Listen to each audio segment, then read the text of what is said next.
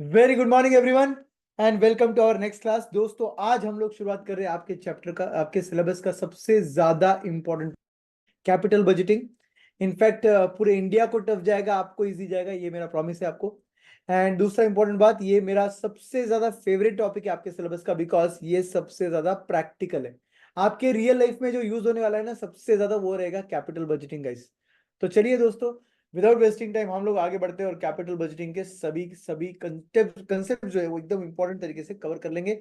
और आपको इस चैप्टर में बहुत सारे होमवर्क भी मिलेंगे ताकि आपके एंड से अच्छा प्रैक्टिस हो। ठीक है, तो चलिए क्वेश्चन सॉल्व करने के पहले कुछ टेक्निक्स की बात करते हैं। कैपिटल बजटिंग, आपको याद है हमने सिलेबस का ओवरव्यू देखा था। कैपिटल बजटिंग कहां आता है? प्रोक्योरमेंट ऑफ फंड साइड आता है कि यूटिलाइजेशन साइड आता है? कैपिटल बजटिंग कहां आता है दोस्तों? प्रोक्योरमेंट साइड आता है या यूटिलाइजेशन ऑफ फंड साइड आता है? यूटिलाइजेशन साइड आता है। यूटिलाइजेशन मतलब investment function. Investment function side आता था आपका कैपिटल बजटिंग। आपको याद होगा तो यूटिलाइजेशन दो तरीके के थे, एक शॉर्ट टर्म के लिए और एक लॉन्ग टर्म के लिए। तो लॉन्ग टर्म यूटिलाइजेशन जो था उसका नाम था capital expenditures. Are capital expenditure important for a finance manager? बोलिए।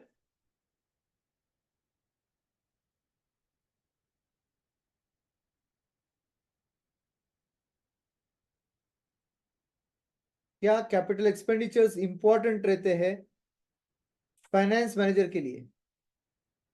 Importance of capital expenditures, are they important for a finance manager for a company? जब हम बोलते हैं कैपिटल एक्सपेंडिचर्स, तो क्या ये कैपिटल एक्सपेंडिचर्स कंपनी के लिए, एक फाइनेंस मैनेजर के लिए यूजफुल होते हैं क्या? मैंने हेडिंग दिया है इंपॉर्टेंस ऑफ कैपिटल एक्सपेंडिचर्स। बोलिए। यस, डेफिनेटली ये इंपॉर्टेंट होते हैं दोस्तों। ये इंपॉर्टेंट होते हैं बिकॉज इसके तीन रीजन देखे थे मेनली अपन ने। बिल्कुल शादी जैसा आपका शादी का फैसला इंपॉर्टेंट होता है लाइफ में, उसके भी तीन रीजंस होते हैं दोस्तों।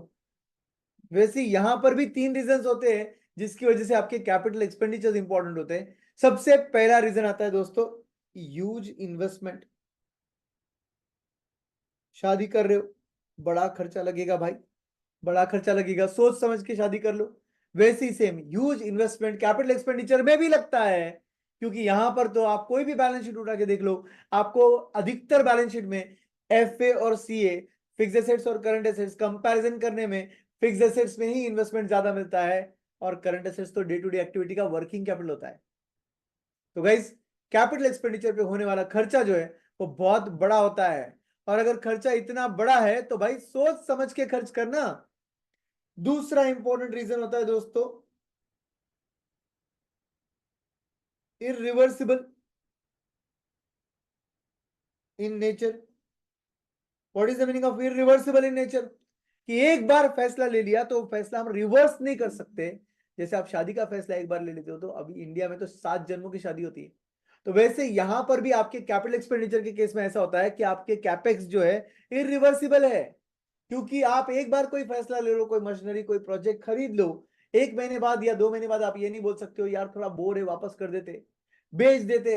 अगर ऐसा करोगे तो ह्यूज कैपिटल लॉसेस होंगे आपको। इसीलिए capital expenditures are dash in nature, they are irreversible in nature.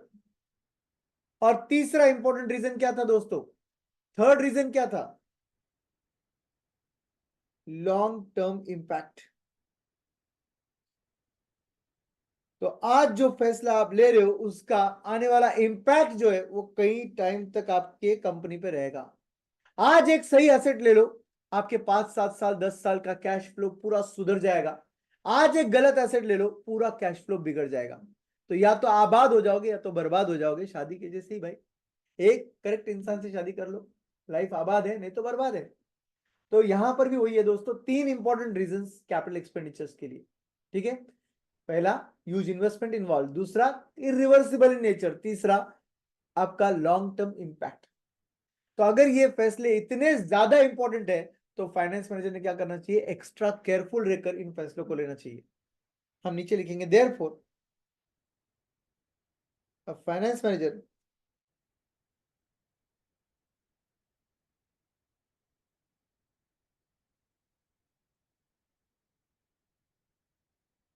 Has to be extra careful for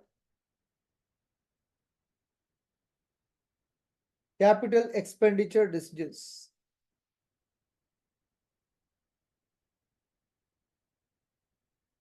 Hence, for evaluating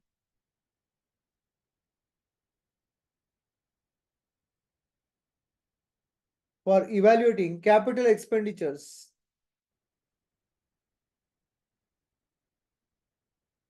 he uses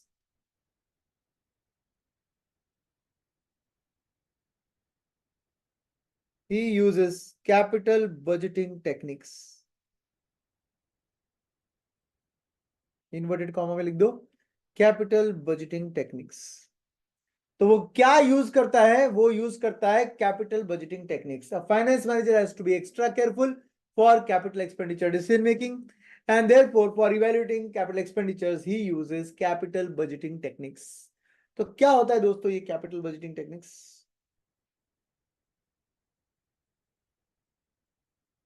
एक टेक्निक देखते हैं। सबसे पहले हेडिंग दे दोगे आप capital budgeting techniques.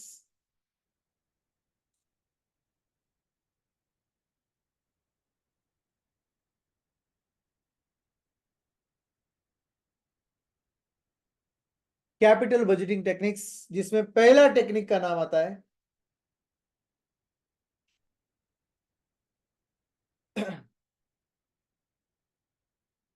payback period. The very first technique is called as payback period. क्या होता है दोस्तों payback period? payback period, payback।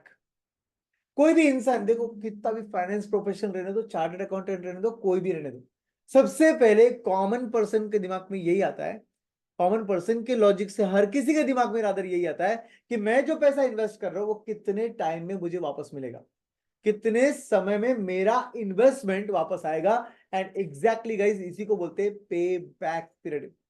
पे बैक पीरियड मतलब the time required to recover your initial investment back. लिखते उधर, the time required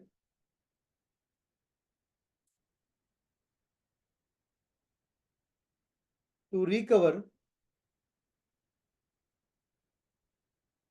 your initial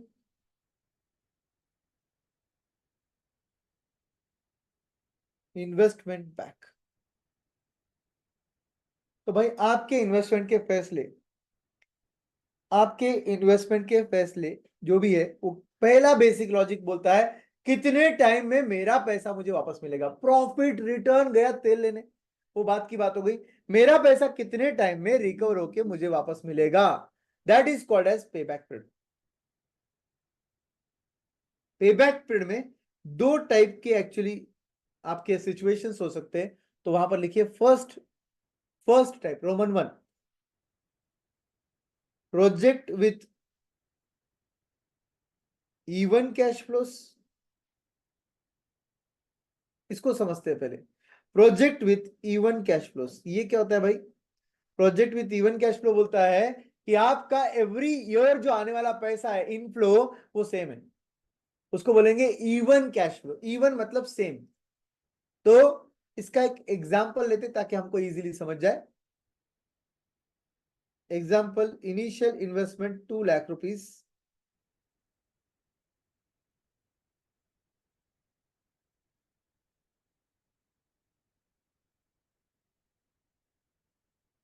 and annual cash flow ₹50,000 per annum for 7 years। 50,000 per annum for 7 years। अब आप बताइए आपका पैसा कितने सालों में वापस मिल रहा है आपको?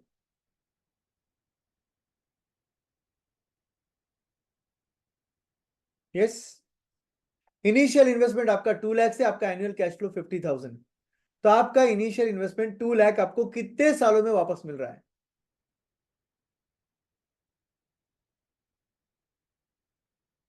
4 years। इतने सारे लोगों में सिर्फ एक का आंसर आया है 4 years, बाकी लोग अभी भी कैलकुलेट कर रहे हैं। बहुत टफ कैलकुलेशन दिया मैंने आपको, सच में सोचने लायक कैलकुलेशन है भाई। क्या करेंगे? 50,000 एवरी ईयर मिल रहा है, इन्वेस्टमेंट अपना 2 लाख हुआ है, कितने साल लगेंगे मेरा पैसा मुझे वापस लाने में? बाप रे, हाउ डिफिकल्ट है ना।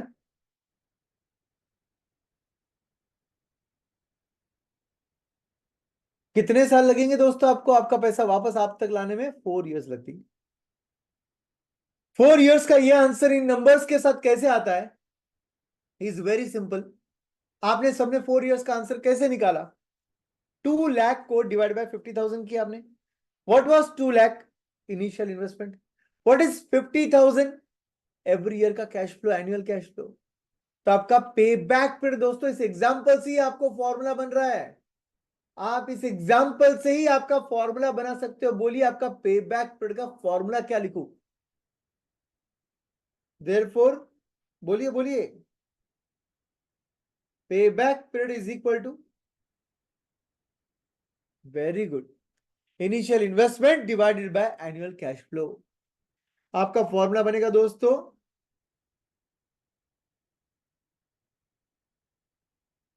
Initial investment divided by annual cash flow. Your initial investment is 2 lakhs. Your annual cash flow is 50,000 and your answer comes to 4 years. Your answer comes to 4 years. Answer important नहीं था, हमने formula बना दिया, हमारा formula बन गया। Yes, very good, जो comments कर रहे हैं उनके लिए हमारा फॉर्मूला बन गया। पे back period is equal to initial investment divided by annual cash flow. तो ऑब्वियस सी बात है कि ये फॉर्मूला तो भाई तभी यूज होगा जब annual cash flow every year का सेम रहेगा। अगर annual cash flow every year का सेम नहीं रहेगा तो क्या करेंगे? तो सेकंड पार्ट लिखिए, प्रोजेक्ट विथ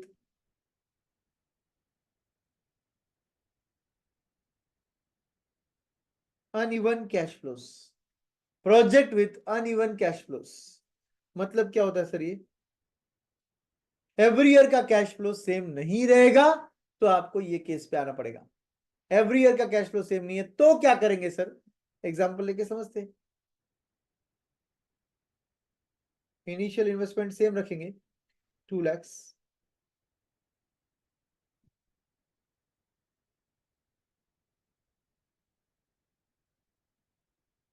और यहां पर ईयर और बाजू में कैश फ्लो रखेंगे। ठीक है, पहले देख लो, 1 2 3 4 5। सपोज फर्स्ट ईयर 70,000, फिर 80,000, लिखो मत, नंबर्स मत लिखो, फिर 50,000, फिर 75,000 और लास्ट में 60,000। अगर आपको ईयर वाइज ये कैश फ्लो मिल रहा है तो आपका पे बैक पर कितने साल का हो गया? Year 1 70, year 2 80, year 3 50, year 4 75 and year 5 60,000। तो आपका 2 लाख रुपया कब तक रिकवर हो रहा है? आपका पे बैक पीरियड कितना है? बोलिए फटाफट फटाफट फटाफट फटाफट फटाफट फटाफट, सबके आंसर आने चाहिए। सुस्त कैसे बैठ सकते हैं यार? यस, फटाफट आंसर दो। 3 years, very good, 3 years। Answer कैसे लाए आपने 3 years? सर कुछ नहीं सर, हमने बस ऐड किए, जो नंबर्स दिए थे उसको ऐड किया और देखा 2 लाख कब रिकवर हो रहा है। तो मतलब आपने नंबर्स ऐड किए, मतलब आपने क्या किया? मैंने क्यूमुलेटिव कैश फ्लो कर दिया। और आपने क्यूमुलेटिव कैश फ्लो करने के बाद 70,000 प्लस 80,000 1,50,000 किया, और 1,50,000 प्लस 50,000 2 लाख आ गया। आप देख रहे हो बराबर आपका 2 लाख थर्ड ईयर में रिकवर हो गया। तो आपका पे बैक पीरियड कितना हो गया? 3 years। बट रियल लाइफ में एग्जैक्ट ऐसा थर्ड ईयर में मैच होना जरूरी नहीं है, तो मैं नंबर चेंज कर रहा हूं आपके लिए।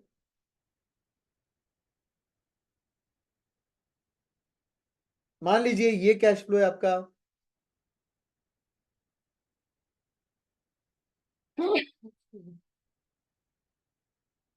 मान लीजिए ये कैश फ्लो है आपका, लेट से 40,000, 40,000।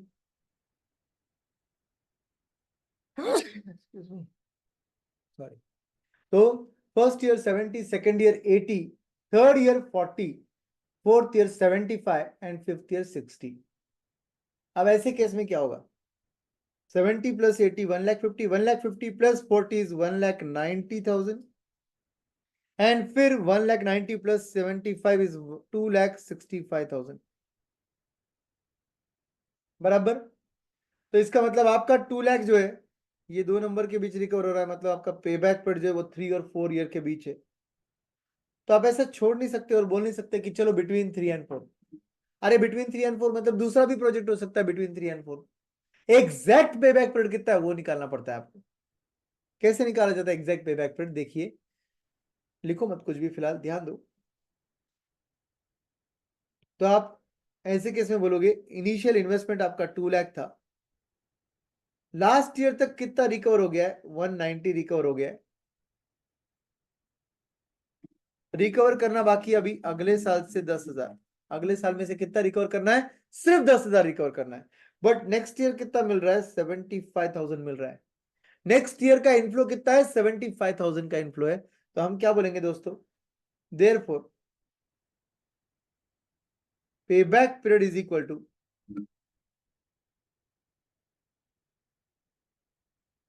पे back period is equal to कितने साल प्लस, कितने साल प्लस 3 इयर्स प्लस, क्योंकि बिटवीन 3 एंड 4 चल रहा है ये सब। तो 3 इयर्स प्लस आपको रिकवर करना था सिर्फ 10,000, बट नेक्स्ट ईयर में आपको मिल रहा है पूरा 75,000। तो आप बोलोगे कि 75,000 अगर पूरे साल का है तो मेरे 10,000 के लिए कितना फ्रैक्शनल ईयर, मेरे 10,000 के लिए कितना फ्रैक्शनल ईयर। मैंने क्या बोला आपको? कितनी बार बोला आपको? कोई भी फॉर्मूला डिनोमिनेटर से न्यूमरेटर पढ़ते हैं। तो ये बोल रहा है कि साल भर का अगर 75,000 75, तो फ्रैक्शन ऑफ व्हाट, ईयर का कितना फ्रैक्शन विल गिव मी 10,000। तो obviously answer comes to 3 years और प्लस कितना होगा ये? 1/75, या ऐसे कर लो 0.13333। तो इसमें अगर मैं 3 ऐड कर दूं तो it will be 3.1333 years, 3.1333 years. ये बन जाएगा आपका पे back period.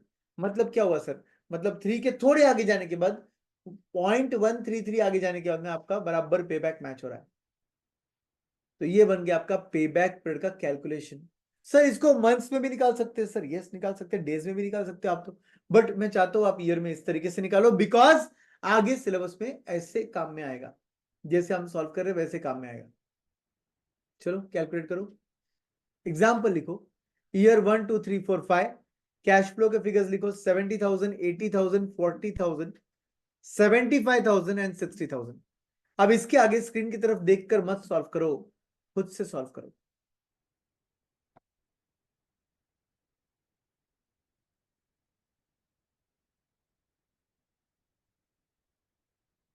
Cumulative cash flow निकालो और फिर देखो कितना रिकवर हो चुका है, कितना रिकवर करना बाकी है।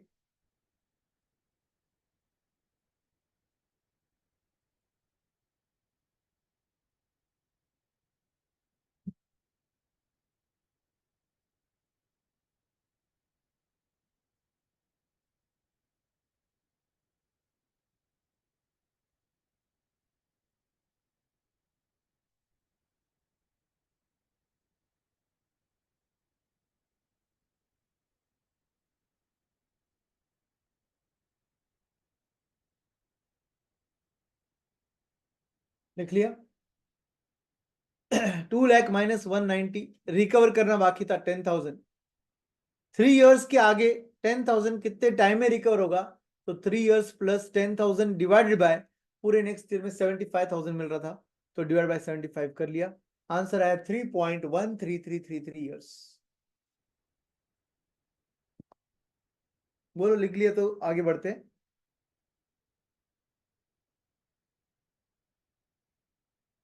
ओके, नाउ पे बैक पीरियड के हद तक, अगर सपोज ये प्रोजेक्ट है आपके पास जिसका पे बैक है आपका 3.133 ईयर्स, दूसरा एक और प्रोजेक्ट है जिसका पे बैक आपका आ रहा है मे बी 3.5 ईयर्स, बोलिए किस प्रोजेक्ट को एक्सेप्ट करोगे? ये 3.133 है, वो 3.5 है। पे बैक पीरियड 3.133, बिकॉज जितना पे बैक पीरियड कम रहेगा उतना आपके लिए अच्छा है।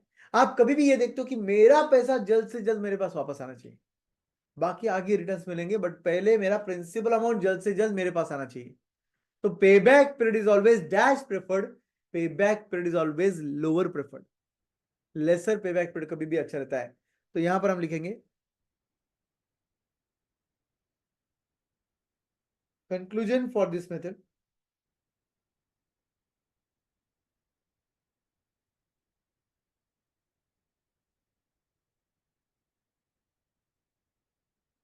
select the project with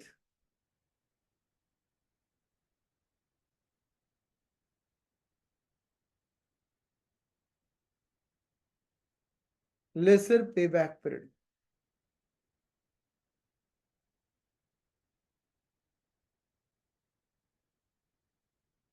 Select the project with lesser payback period. जितना पेबैक पीरियड कम रहेगा उतना हमारे लिए बेहतर है। ठीक है सर, ये तो समझ गया, एकदम आसान था sir. What are the advantages of this method? अगर मैं आपको पूछूं एडवांटेज ऑफ दिस मेथड, तो आप सबसे पहले देख लो कि भाई दो टाइप थे, एक था इवन जिसके लिए डायरेक्ट फॉर्मूला और दूसरा है अनइवन जिसके लिए कुछ नहीं, टोटल करके देखना है। तो एडवांटेज नंबर 1 इस मेथड का है simple to understand, easy to solve. एक ही एडवांटेज है दोस्तों इसका। डिसएडवांटेज इसके दो मेजर डिसएडवांटेज है। कैन एनीवन टेल मी दो मेजर डिसएडवांटेज क्या है? इस मेथड में आप अलग अलग ईयर्स के कैश फ्लोज को ऐड करते जा रहे हो। टाइम वैल्यू ऑफ मनी का मर्डर कर दिया आपने इस मेथड ने। Time value of money is ignored. ये क्या कर रहे हैं, 1 2 3 4 5 ईयर्स के नंबर्स को ऐड कर रहे हैं क्यूमुलेटिव कैश फ्लो नाम से। ऐसे थोड़ा ना ऐड होता है, फर्स्ट ईयर का अमाउंट और सेकंड ईयर का अमाउंट परचेसिंग पावर वाइज अलग है। आप ऐसे ऐड नहीं कर सकते टाइम वैल्यू ऑफ मनी के हिसाब से। और दूसरी इंपॉर्टेंट बात, आपने प्रोजेक्ट के सभी कैश फ्लोज को तो देखा भी नहीं। आपने रिटर्न्स प्रॉफिटेबिलिटी कुछ नहीं देखा। आपने बस आपका पैसा रिकवर हो गया, उसके बाद क्या था वो तो देखा भी नहीं। जस्ट इमेजिन करो, चलो ये एक प्रोजेक्ट है 3.133 ईयर्स। दूसरा प्रोजेक्ट है जिसका 0 ईयर का आउटफ्लो है आपका 2 लाख, जितना इतना इसका था उतना ही। फर्स्ट ईयर का इनफ्लो है 1 लाख, सेकेंड ईयर का इनफ्लो है 1 लाख, और उसके बाद का इनफ्लो है थर्ड ईयर का मे बी 3 करोड़ या मे बी 3 रुपीज। क्या मैटर करता है, आप तो वैसे भी कंसिडर नहीं करने वाले हो। थर्ड ईयर का 3 रुपीज है, फोर्थ ईयर का 5 रुपीज है, और फिफ्थ ईयर का 10 रुपीज है कैश फ्लो। अब आप क्या बोलोगे? उस पहले प्रोजेक्ट तो ये 3.133 ईयर्स।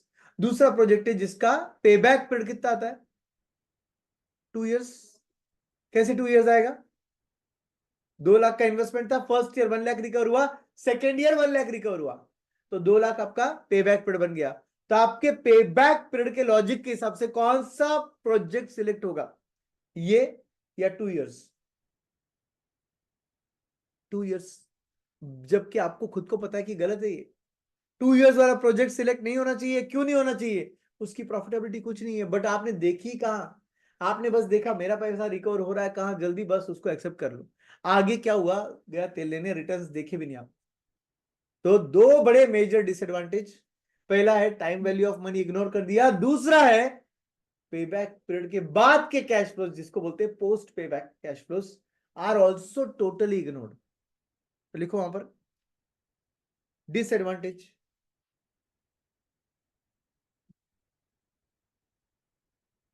सर एडवांटेजेस लिख लो सर, एक ही तो एडवांटेज है, क्या ही तो लिखे उसको। Simple to understand, easy to solve. Disadvantage लिखो, पहला time value of money is ignored, दूसरा पोस्ट पेबैक कैश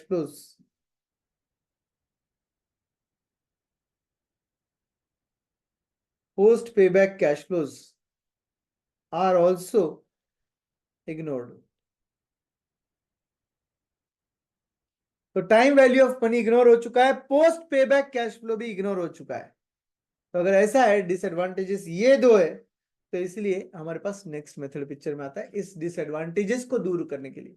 तो पहला डिसएडवांटेज जो था time value of money ignore किया गया, उसको दूर करने के लिए हमारे पास नेक्स्ट मेथड आता है, और नेक्स्ट मेथड का नाम है method 2, discounted pay back period.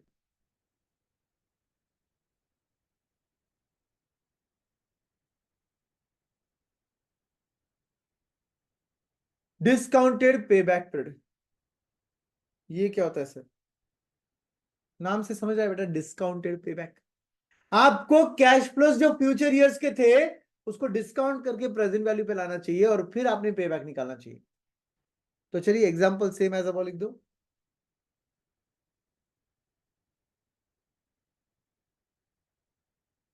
और ऊपर के एग्जाम्पल को कॉपी करते हैं, सिर्फ ईयर और कैश फ्लो को।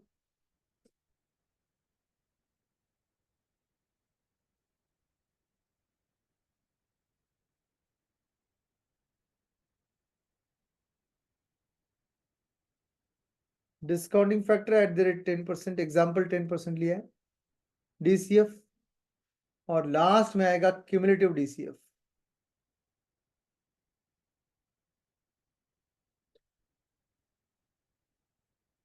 पॉइंट 909, 0.826, 0.751, 0.6830, 0.6209 है, इसलिए 1 ले लिया।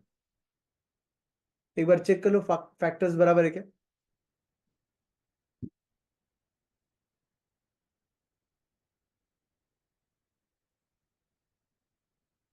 Six three six three zero,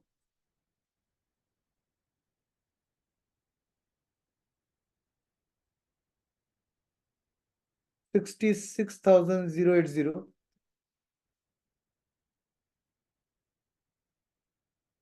cumulative will be 129,710,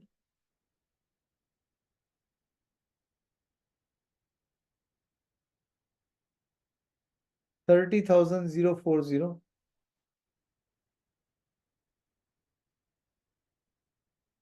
159,750,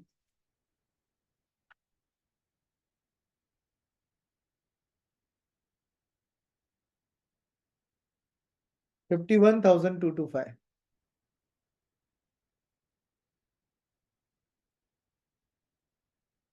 210,975, 210,975।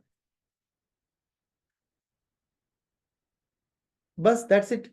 आगे जाने की जरूरत भी नहीं है, क्योंकि आपका 2 लाख जो है ये 2 नंबर के बीच रिकवर हो रहा है, मतलब वापस से 3 और 4 के बीच है, वापस से 3 और 4 के बीच है।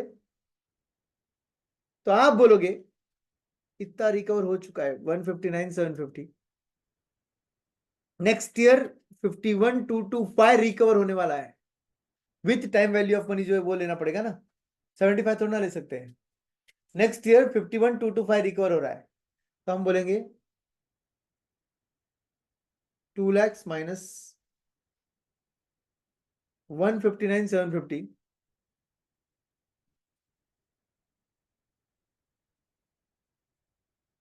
40,250 रिकवर करना बाकी है।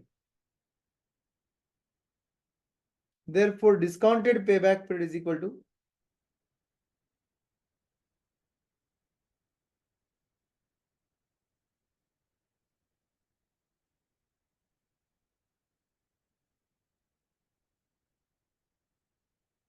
3 years plus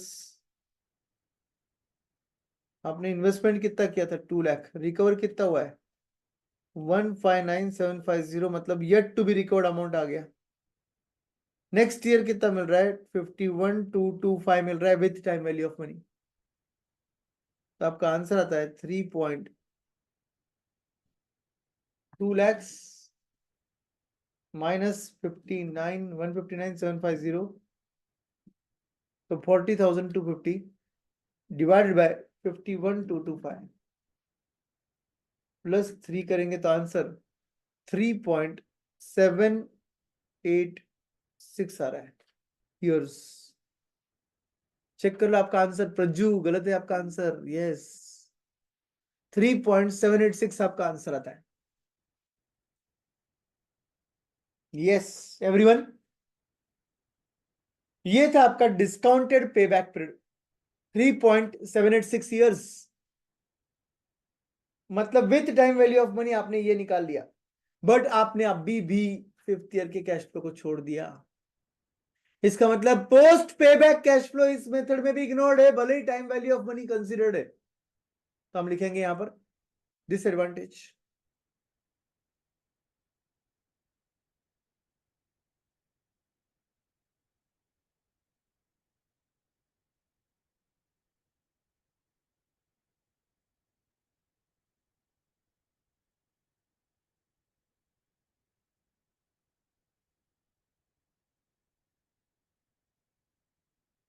post pay back cash flows are ignored.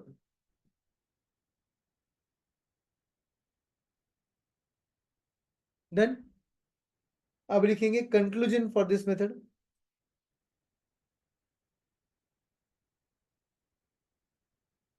इस मेथड में कंक्लूजन क्या आएगा?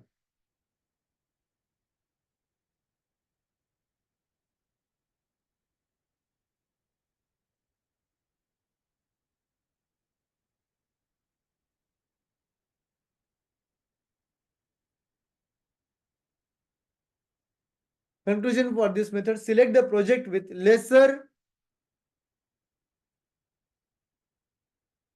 discounted payback period. Lesser discounted payback period. उस प्रोजेक्ट को सिलेक्ट करो जिसका डिस्काउंटेड पेबैक पीरियड सबसे कम। राइट? तो पेबैक पीरियड क्लियर है, डिस्काउंटेड पेबैक पीरियड क्लियर है। सर मगर अभी भी post payback cash flows ignore कर दिए। यस, अभी भी post payback cash flows ignored है, तो इसलिए थर्ड मेथड पिक्चर में आता है। बट थर्ड मेथड ने क्या किया? फर्स्ट डिसएडवांटेज वैसे ही रख दिया, time value of money ignore कर दिया। ऐसे क्यों करते सर ये लोग? अरे वो इवैल्यूएशन स्टेजेस देख रहे हो आप, अचानक से बेस्ट मेथड पे नहीं जाओगे, थोड़ा धीरे धीरे जाओगे ना। यस, थर्ड मेथड लिखो,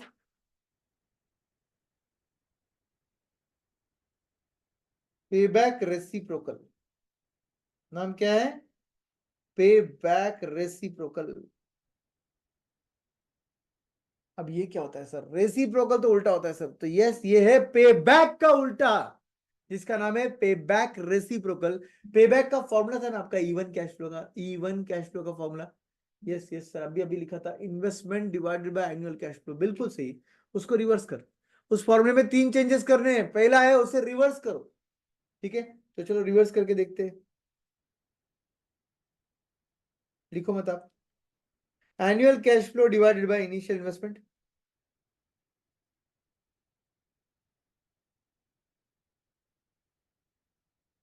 सेकेंड चेंज है दोस्तों कि इस एनुअल कैश फ्लो में अगर cash flow same every year नहीं है तो आपको लेना पड़ेगा एवरेज एनुअल कैश फ्लो। तो अगर कैश फ्लो सेम नहीं है तो एक वर्ड यहां पर इंसर्ट करना पड़ेगा, यही आपका सेकंड चेंज था, वो था average annual cash flow. And तीसरा चेंज है, इसको लास्ट में इनटू 100 करना है, क्योंकि ये रेट ऑफ रिटर्न होता है। जरा देखिए क्या किया अपने, average annual cash flow divided by initial investment into 100। तो आप देख रहे हो कि इनिशियल इन्वेस्टमेंट पर आप एवरेजली ईयरली कितना रिटर्न अर्न कर रहे हो, इसलिए तो इनटू 100 किया, वो रिटर्न है आपका। तो अपने एग्जांपल को सॉल्व करते हैं। Example same as above.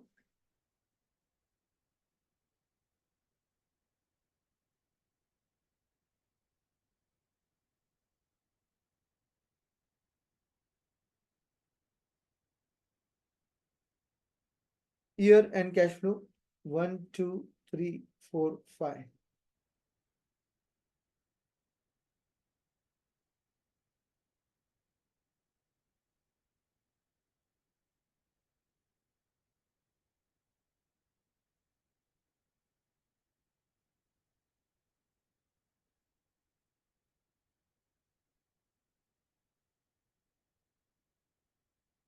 Take total,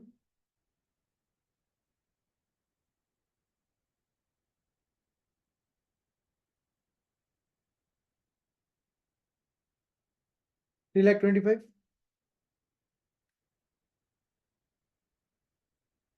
therefore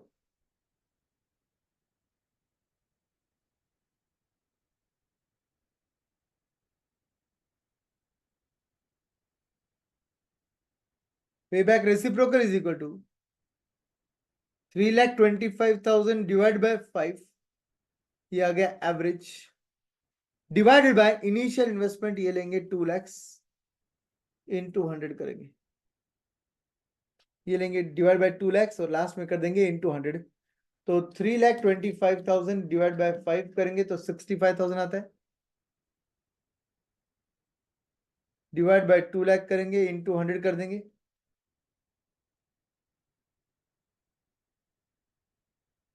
कितना आंसर आता है? ये पेबैक रेसिप्रोकल, जो कि पेबैक का उल्टा है, वो क्या आया आंसर आपका? 32.5%, बिल्कुल सही जवाब है। 32.5%, my dear friends, what is the meaning of this? Sir इसका मीनिंग है सर कि 2 लाख रुपए पर हम लोग एवरेजली कमा रहे हैं 32.5%, बिल्कुल सही है। But without considering time value of money, आपने क्या किया? एक ही ड्रॉबैक हटाया। कौन सा ड्रॉबैक हटाया सर इन्होंने? कितना घटिया मेथड है सर। बिल्कुल सही है, इन्होंने बस एक ही ड्रॉबैक हटाया, सभी कैश फ्लोज को कंसिडर कर लिया इन्होंने। आप बोल रहे थे ना पोस्ट पे बैक इग्नोर है, इग्नोर है, इग्नोर है, तो इन्होंने बोला एक काम करो, सभी का cash flow total low, divide by number of years करो, तो एवरेज आ जाएगा, उसको हम फॉर्मूले में यूज करेंगे। तो आपको ये बता रहा है एवरेज रेट ऑफ रिटर्न जो आप अर्न कर रहे हो आपके इनिशियल इन्वेस्टमेंट पर without considering time value of money. अगर एक और प्रोजेक्ट ऐसे ही रहेगा जिसका डिस्काउंटेड पेबैक, आपका पेबैक रेसिप्रोकल जो है, लेटेस्ट से उसका आएगा 40%, आप किसको सिलेक्ट करोगे? 32.5 के फिगर को सिलेक्ट करोगे या 40% को? यस 40%। क्यों 40% सर? 40% इसलिए बेटा कि हमारा डिस्काउंटेड पे आपका मतलब रेसिप्रोकल जो है वो रेट ऑफ रिटर्न है, जितना रेट ऑफ रिटर्न ज्यादा होगा उतना अच्छा होगा ना, बिल्कुल सही। तो हम लिखेंगे conclusion for this method,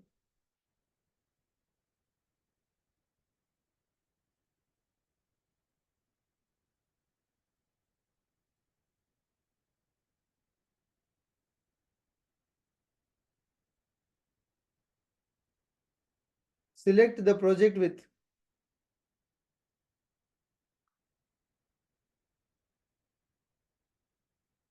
higher payback reciprocal.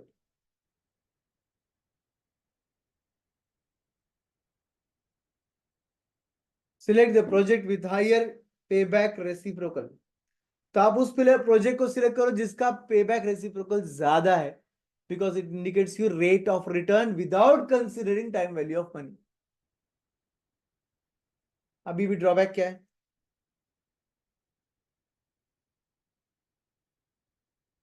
क्या ड्रॉबैक है दोस्तों? अभी भी time value of money is still ignored.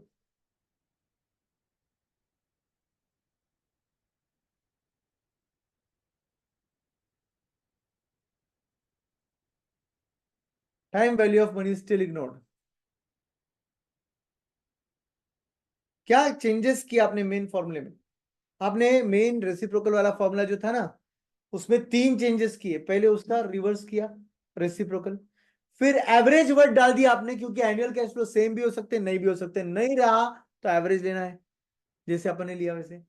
और उसके बाद आपने लास्ट में इंटू 100 कर दिया, बिकॉज ये रेट ऑफ रिटर्न है।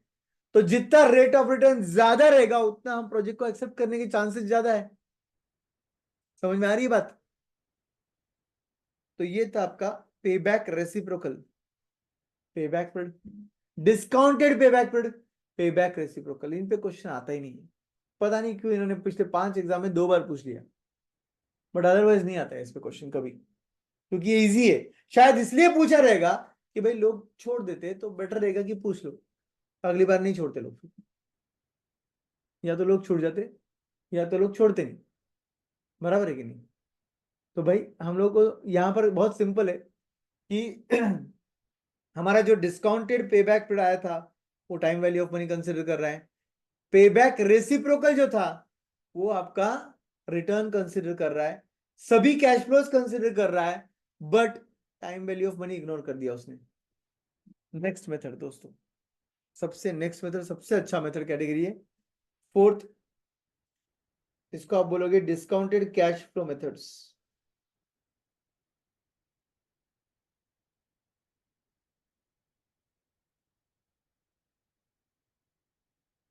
और इसके अंदर फर्स्ट आइटम आएगा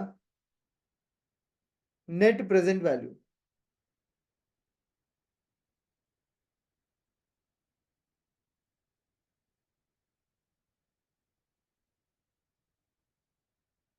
NPV method, net present value NPV method बोलते हैं इसको। क्या होता है ये एनपीवी, नेट प्रेजेंट वैल्यू?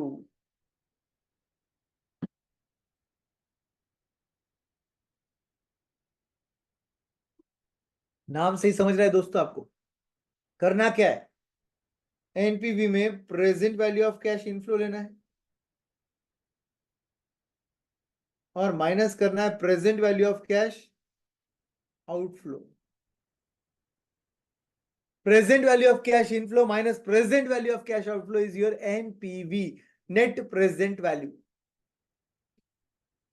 इसको बोलते हैं कि एब्सोल्यूट टर्म्स में आपको आज के घड़ी में पैसा एक्स्ट्रा मिल रहा है, तो वो होता है एनपीवी, नेट प्रेजेंट वैल्यू। एक एग्जांपल लेकर समझेंगे तो सब समझ जाएगा आपको। तो वहां पर आप लिखोगे example same as above,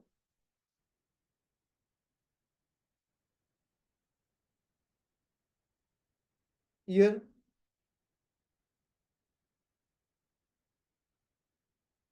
cash flow discounting factor at the rate 10% DCF.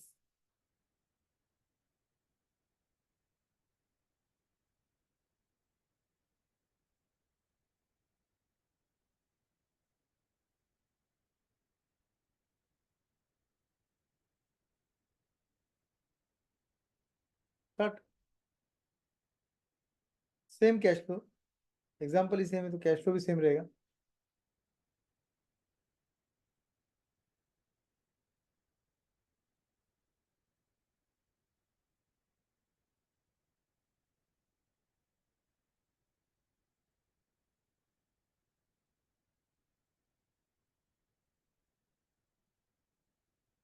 And DCF,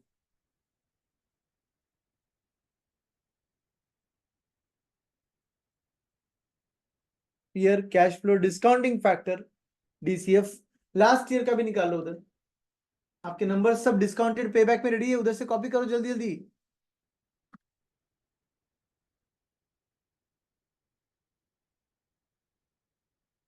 37,260।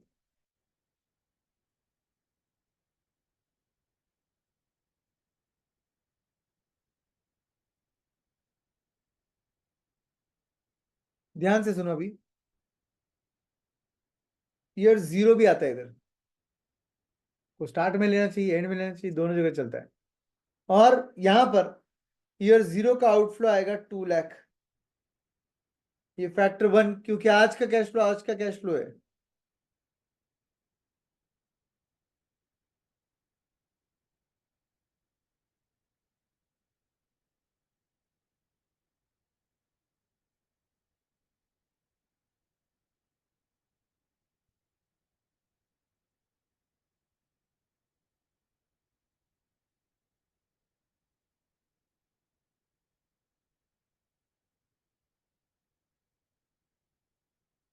कितना आता है?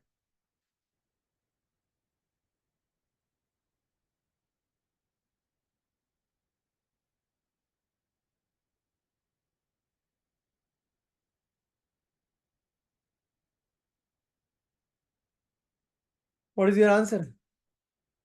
48,235। बाकी लोग सही जवाब बेटा, 48,235 आपका आंसर आता है।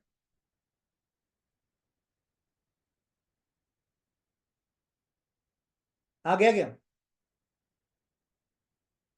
48,235। Yes. What is the logic of 48,235? आज अगर 2 लाख इन्वेस्ट करेंगे तो आज के वैल्यू में एक्स्ट्रा मिलेगा 48,235। आई रिपीट, आज अगर 2 लाख इन्वेस्ट करेंगे पूरा तो आज के वैल्यू में एक्स्ट्रा कैश इनफ्लो कितना आएगा? 48,235। या आप ऐसा बोल सकते हो, क्योंकि एनपीवी पॉजिटिव है, 10% रेट लगाने के बावजूद भी एनपीवी पॉजिटिव है, तो ये प्रोजेक्ट हमको 10% से ज्यादा का रिटर्न दे रहा है। This project is giving us returns more than 10%। Why? Because 10% पर भी एनपीवी क्या दिख रहा है आपको? पॉजिटिव है। 10% पे भी एनपीवी पॉजिटिव है, इसका मतलब ये प्रोजेक्ट आपको 10% से ज्यादा का रेट दे रहा है। By the way, what is that 10%? Discounting factor क्या होता है?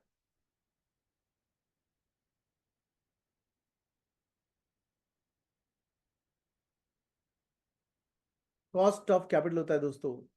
वो आपका वैक होता है, क्यों क्यों? Cost of capital is overall cost of capital. वो आपका क्यों है। क्यों सर? क्यों क्यों लिया वहां पर? Because your required rate was 10%, that is your Q. तो इसका मतलब ये प्रोजेक्ट का पैसा जो भी इन्वेस्टमेंट हो रहा है 2 लाख का, कहीं पर भी इन्वेस्टमेंट करते हो, कॉमन सेंस से कि पैसा जिस कॉस्ट से आ रहा है उससे ज्यादा रिटर्न कमाने पड़ेंगे। अगर मेरा पैसा 10% से आ रहा है तो मेरे रिटर्न्स 10 से ज्यादा होने चाहिए।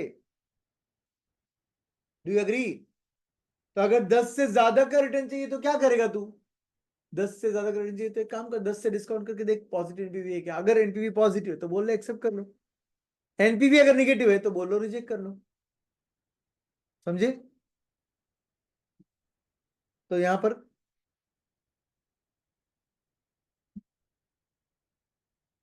क्या बोलेंगे हम लोग? Since NPV is positive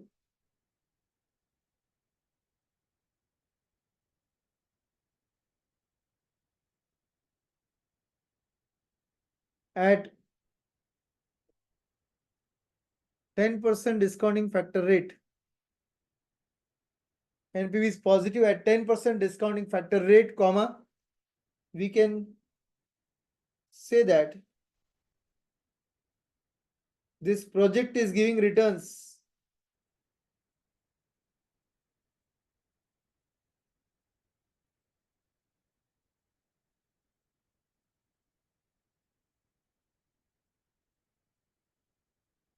more than 10% rate.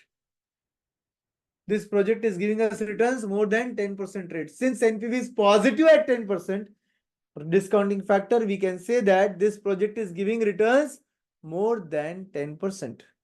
यह बन गया आपका इंटरप्रिटेशन ऑफ आंसर। और आप बोलोगे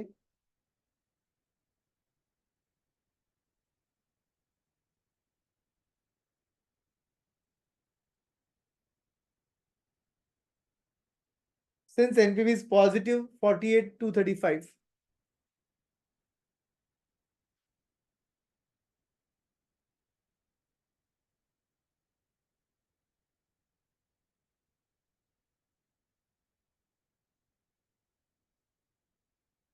48,235, we can conclude that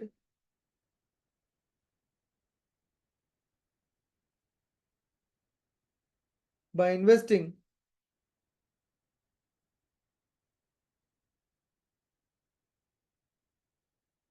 rupees 2 lakhs in this project today,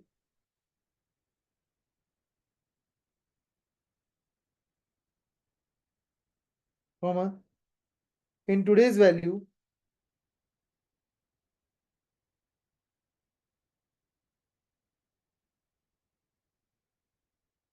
we are earning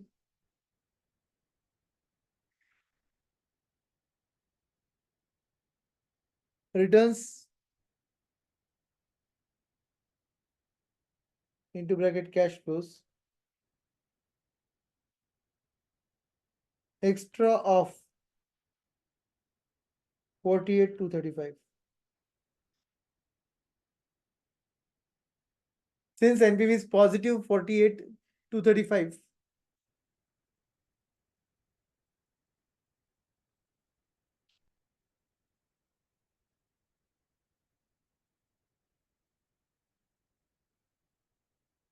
we can conclude that by investing rupees 2 lakhs in this project, in today's value, we are earning, that is cash flow, extra of 48,235.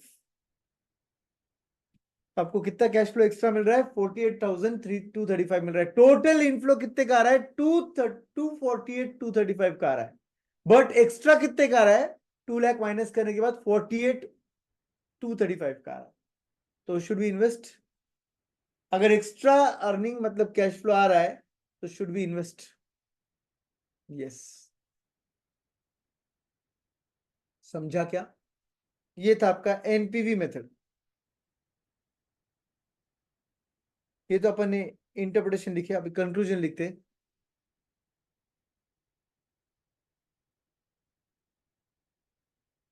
Conclusion for this method.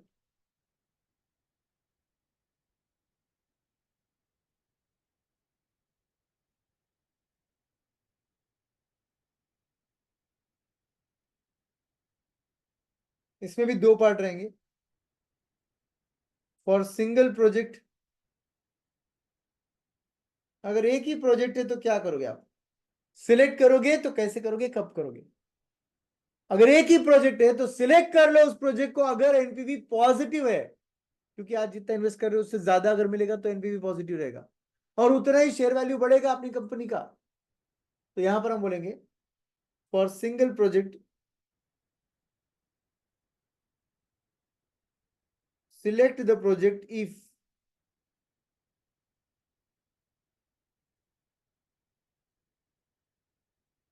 select the project if NPV is positive. दूसरा interpretation, for two or more projects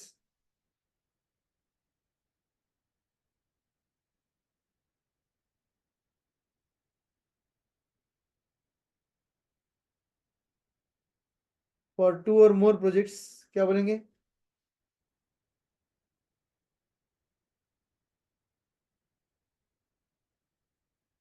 select the project with, बोलिए,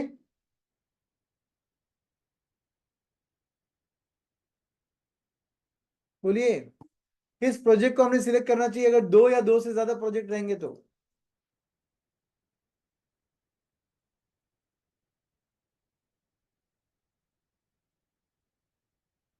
lower NPV, higher NPV? Higher NPV. Very good. Select the project with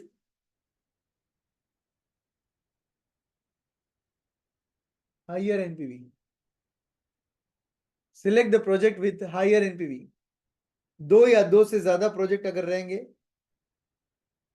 तो उस project को select करो जिसका NPV ज्यादा है. ठीक है. तो इंटरप्रिटेशन हमने लिखे, हमने कंक्लूजन लिख दिया इस मेथड का.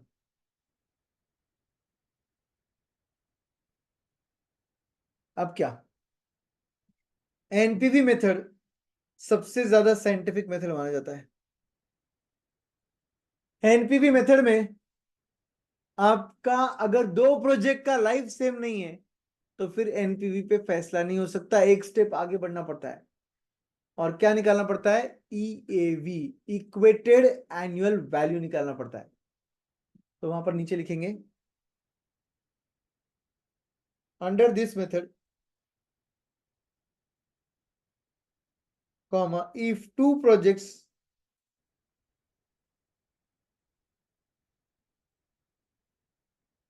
have different life,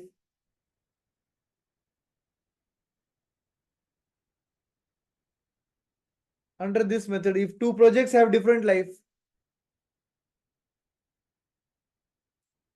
comma, we compute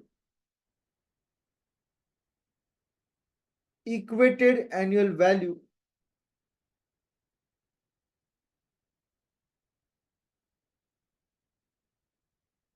EAV for selecting the project.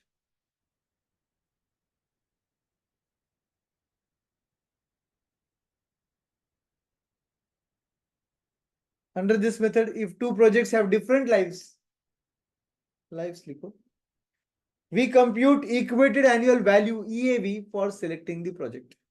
तो इस केस में आपको present value of finite annuity का फॉर्मूला याद है क्या? Present value of finite annuity का फॉर्मूला याद है क्या?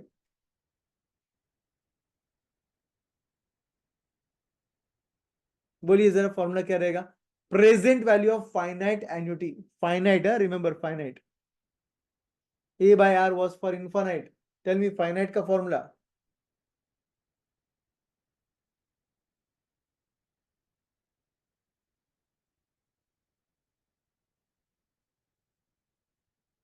अरे फाइनाइट के केस में आप क्या करते हो? पीवीएफ यूज करते हो ना, ए बाय आर माइनस जी बोले। अरे वो दोनों भी इनफाइनाइट के थे रे। फाइनाइट फाइनाइट आपको मैंने डिस्काउंटिंग टेक्निक सिखाया था, single cash flow, multiple cash flow, annuity cash flow. Annuity के अंदर दो टाइप थे, एक फाइनाइट था, एक इनफाइनाइट था। इनफाइनाइट में दो टाइप थे, without growth, with growth.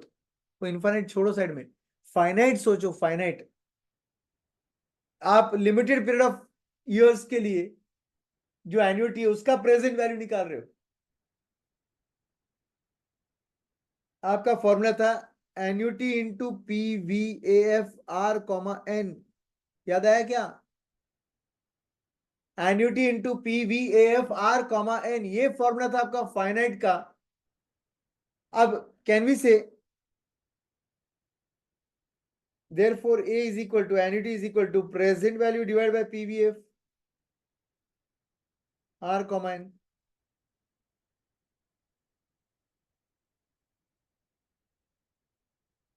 Present value divided bye PVAF R comma N। तो अब आप सोचो, ये एन्युटी जो है ये इक्वेटेड एनुअल वैल्यू है, every year same value, equated annual value, every year same value को ही तो एन्युटी बोलते हैं आप। इज इक्वल टू ये प्रेजेंट वैल्यू मतलब एनपीवी हो गया, क्योंकि एनपीवी आज की वैल्यू होती है, divided by PVF R comma N. ये तो वैसे की वैसे सेम, डिनोमिनेटर इधर का कोई चेंज नहीं है। आप सिर्फ प्रेजेंट वैल्यू की जगह नेट प्रेजेंट वैल्यू बोल रहे हैं, बिकॉज एनपीवी भी आज की वैल्यू होती है। और एन्युटी के जगह आप उसे इक्वेटेड एनुअल वैल्यू बुलाते हो, कभी कभी इक्वेटेड एनुअल कॉस्ट बुलाते हैं, कभी कभी एनुअलाइज चार्ज बुलाते हो उसे। तीन नाम है इसके, इक्वेटेड एनुअल वैल्यू,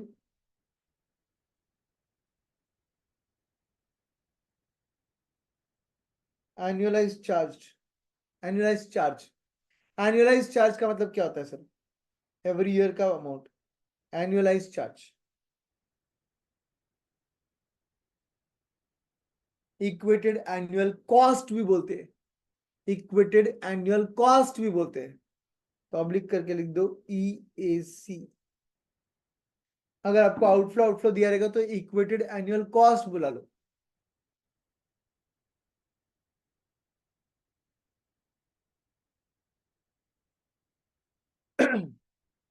ये कब यूज करना है मगर आपको? ईएवी कब यूज करना है आपको? जब life of both the machine is not same. अगर लाइफ सेम रहेगा तो एनपीवी, बट लाइफ सेम नहीं रहेगा तो पर एनम बनाने के लिए आप क्या कर रहे हो? एन्युटी का लॉजिक यूज कर रहे हो, because annuity is also per annum. तो present value is equal to annuity into PVF है वो। तो therefore annuity is equal to क्या बनेगा? PV divide by PVF. PV is nothing but आज का वैल्यू मतलब एनपीवी। पीवीएफ तो खैर आपको पता ही है, आर कॉमा एन वाला। यस। तो ये था दोस्तों इक्वेटेड एनुअल वैल्यू का लॉजिक। ये तभी यूज होता है, याद रखो, जब दो प्रोजेक्ट का लाइफ सेम नहीं है। ठीक है। Now coming to next part, NPV होने के बाद नेक्स्ट इसी में आपका फर्स्ट मेथड था ये, इनफैक्ट ए वाला मेथड था। अब बी वाला मेथड,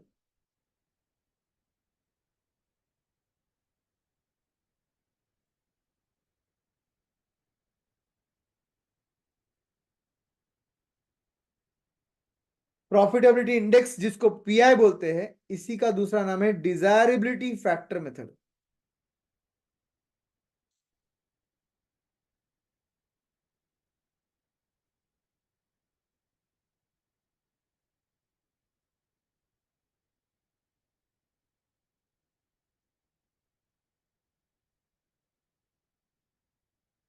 डिजायरेबिलिटी फैक्टर मेथड है pi method.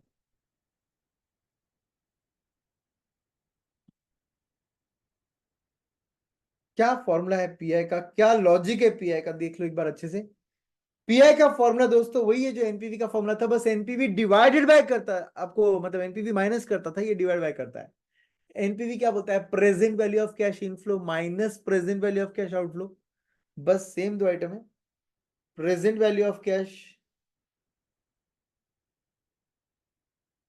Inflow divided by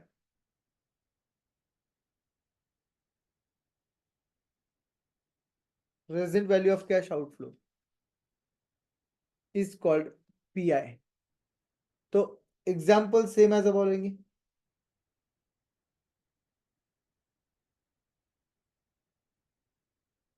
और आप बोलो पीआई के लिए, present value of cash inflow के लिए, इन सभी इनफ्लोज का आज का वैल्यू कितना होना चाहिए। एनपीवी के वर्किंग में आपके जो भी इनफ्लोज है उन सब का टोटल कितना होना चाहिए। जाओ एनपीवी के वर्किंग पे जाओ, उधर देखो जितने भी आपके इनफ्लोज है उसका प्रेजेंट वैल्यू जो भी आया, इन सब का टोटल कितना है। कैलसी पर हर एक नंबर ऐड करने की जरूरत नहीं होती उस केस में। बोलिए, नीचे आपका एनपीवी रेडी है 48,235 और आपका आउटफ्लो 2 लाख का है। एनपीवी बोलता था present value of cash inflow minus present value of cash outflow is NPV. तो इसका मतलब क्या हुआ, present value of cash inflow लेना होगा तो क्या कर सकता हूं मैं,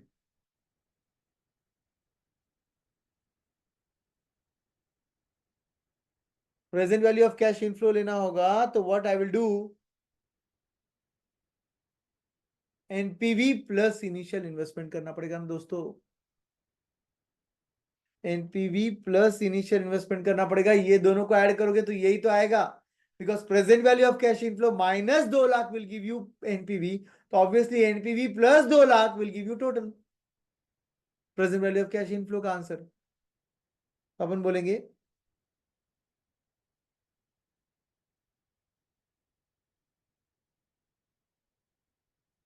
2,48,000 कितना, 2,48,235।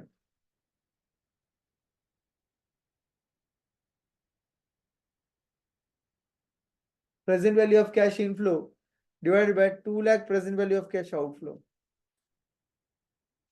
Therefore, your PI comes to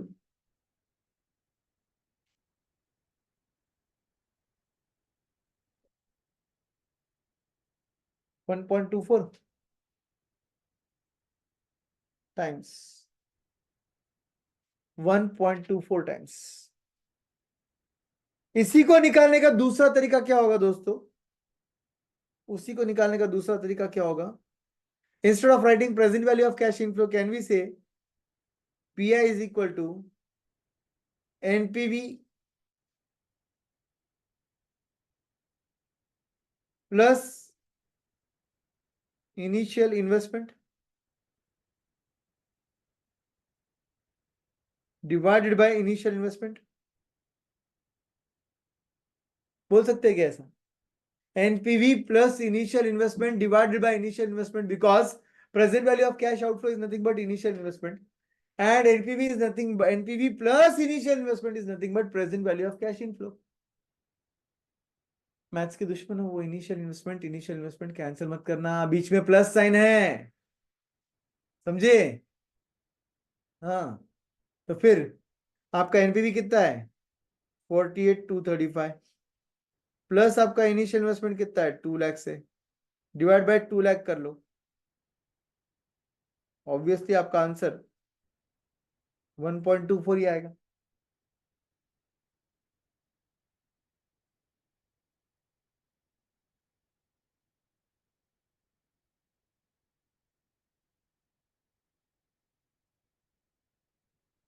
तो पीआई के कितने फॉर्मूले देखे अपन ने, दो। एक देखा present value of cash inflow divided by present value of cash outflow, दूसरा देखा NPV plus initial investment divided by initial investment. Pi कभी भी टाइम्स में होता है दोस्तों। What is this pi of 1.24 meaning, what is the meaning of 1.24 का pi? Every 1 rupee invested in this project today, in today's value, you are getting 1 rupee 24 पैसे. हर 1 रुपया जो इन्वेस्ट कर रहे हो इस प्रोजेक्ट में, आज आज के वैल्यू में आपको 1 rupee 24 पैसा मिल रहा है. Should we accept the project? आज 1 रुपये देखिए, आज का 1 रुपये 24 पैसे अगर मिल रहा है तो ऑब्वियसली एक्सेप्ट करना चाहिए. तो हम क्या बोलेंगे? पहले इंटरप्रिटेशन लिखो. PI of 1.24 times indicates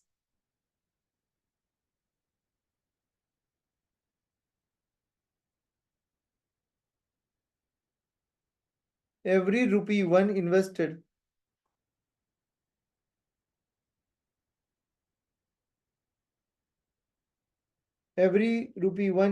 in this project today, comma,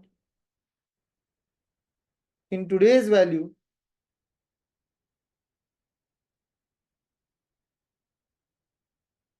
we are receiving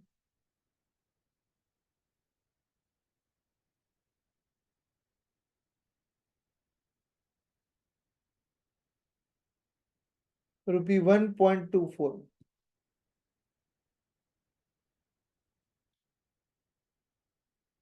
PI of 1.24 times indicates that every 1 rupee invested in this project today, in today's value, we are getting we are receiving rupees 1.24.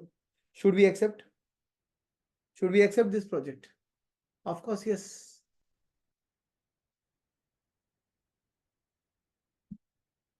Conclusion.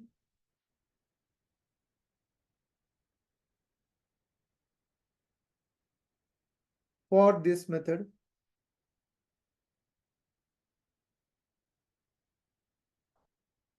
conclusion for this method, हम बोलेंगे for two or more projects,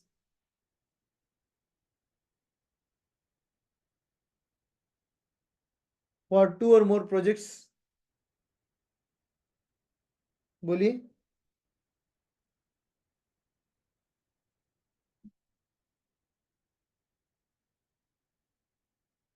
Select the project with, very good, higher PI.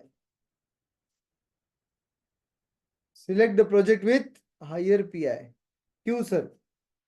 जितना आज के value में आपको ज्यादा मिलेगा पर 1 रुपी, उतना अच्छा है ना.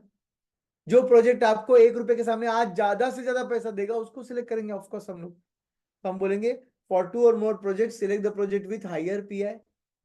एंड सेकेंड आपका कंक्लूजन रहेगा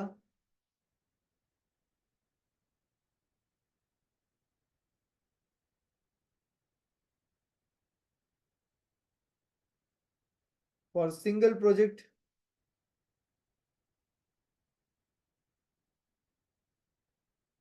क्या बोलेंगे? Select the project if, select the project if, very good, PI greater than 1. PI greater than 1 रहेगा तो प्रोजेक्ट को सिलेक्ट कर लो भाई. PI greater than 1 रहेगा तो प्रोजेक्ट को सिलेक्ट कर लो. कंक्लूजन समझा? इंटरप्रिटेशन समझा? लॉजिक समझा? अब ध्यान दो कि भाई ये जो आपका पीआई का लॉजिक था, एक बार फिर से आंसर निकालते. 248,235 डिवाइड बाय 2 लाख, 1.241175 पूरा रहने दो ऐसे ही कैलसी पर. पूरा आंसर है. अब सुनो, व्हाट इज 1.241175? आज अगर 1 रुपी इन्वेस्ट करेंगे तो आज के वैल्यू में 1 रुपी 24 पैसे मिल रहे. तो कैन वी से आज के वैल्यू में एक्स्ट्रा आपको 0.24 मिल रहे हैं. हम क्या बोलेंगे? ध्यान से सुनो. कैलसी में माइनस कर दो 1, माइनस कर दो 1 तो क्या मिला? एवरी 1 रुपी एक्स्ट्रा कितना मिला वो आ गया आज के वैल्यू में. फॉर एवरी 1 रुपी एक्स्ट्रा इतना मिला है 0.241175. आपने कितना पैसा लगाया मल्टीप्लाई कर दो उससे. आपने लगाया 2 लाख, मल्टीप्लाई कर लो 2 लाख से, क्या है? आपका एनपीवी आ गया आपके कैलसी पर. समझ में आया कुछ? हम बोलेंगे therefore NPV is equal to PI में से अगर मैं -1 करता हूं तो मुझे एक्स्ट्रा अमाउंट एवरी 1 रुपी मिल रहा है, इनटू इनिशियल इन्वेस्टमेंट अगर मैं करूंगा तो टोटल एक्स्ट्रा वैल्यू मिलेगा मुझे।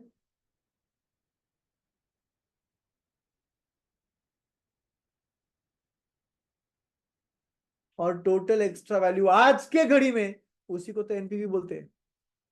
टोटल एक्स्ट्रा वैल्यू आज के घड़ी में उसी को तो एनपीवी बोलते हैं। ये हो गया कंसेप्चुअल डेरिवेशन ऑफ फॉर्मूला। अगर आपको मैथमेटिक्स बहुत पसंद है तो आप ऊपर वाले फॉर्मूले को भी आप इस्तेमाल करके आंसर निकाल सकते हो सेम। यहां पर मैं ऊपर वाला फॉर्मूला कॉपी करूंगा और करके लिखूंगा NPV plus initial investment is equal divide by initial investment is equal to PI. Can we write PI is equal to NPV divided by initial investment plus initial investment divide by initial investment.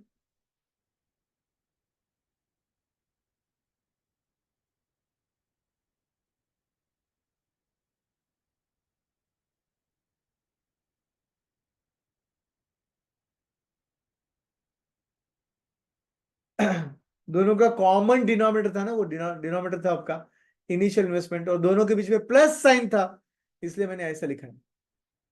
तो फिर P I is equal to NPV divided by initial investment +1। Number कुछ भी हो, दो number same रहेंगे तो answer तो 1 ही आएगा। Therefore P I -1 into NPV divide by initial investment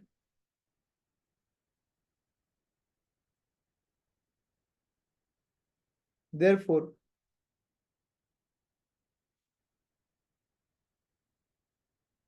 NPV is equal to, ये डिनोमिनेटर वाला इनिशियल इन्वेस्टमेंट उधर ले जाएंगे तो बन जाएगा P I -1 into initial investment.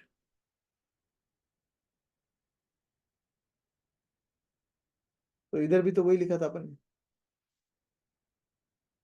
P I -1 into initial investment.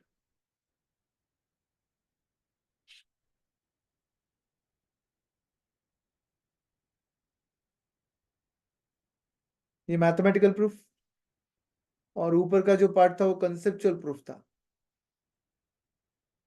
समझ में आ गया क्या दोस्तों? Are you understanding my dear friends? P I -1 into initial investment will give you your NPV. तो आई होप कि आपको एनपीवी का लॉजिक पीआई से भी समझा रहेगा अच्छे से। करेक्ट? अभी जो हमने देखा उसमें क्या समझा हमने? पीआई से भी ये लॉजिक समझा। करेक्ट। तो हमारे पास पीआई तक के सभी मेथड्स हो चुके हैं, पीआई तक के सभी आंसर्स भी आ चुके हैं, वो एक एग्जांपल के लिए। लास्ट एक मेथड बचता है आईआरआर, और एक मेथड है बहुत फालतू है बट पढ़ लेंगे वो भी। तो पहले आईआरआर जो कॉन्सेप्चुअल है वो देख लेते। आपका सी method,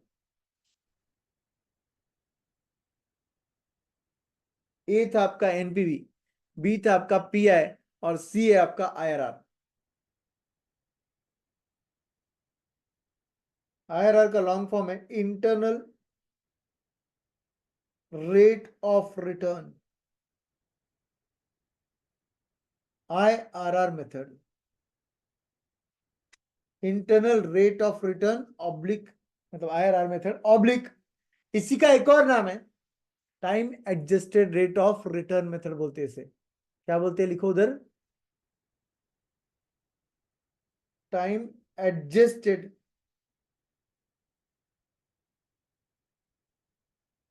rate of return method.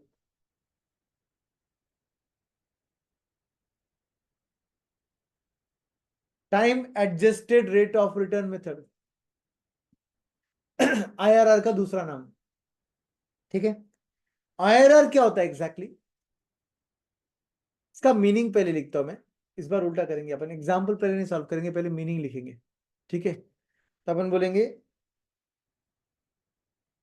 The actual rate of return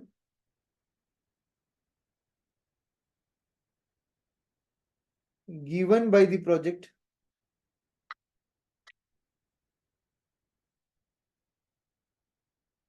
actual rate of return given by the project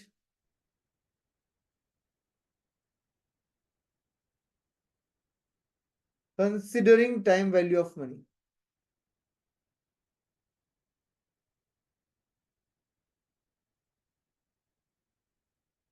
Actual rate of return given by the project considering time value of money is called as IRR. Is called as IRR.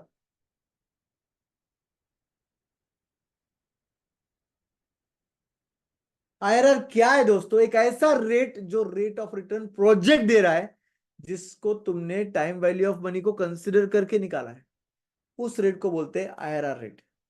तो just imagine करो कि ऊपर NPV वाला answer देखो एक बार।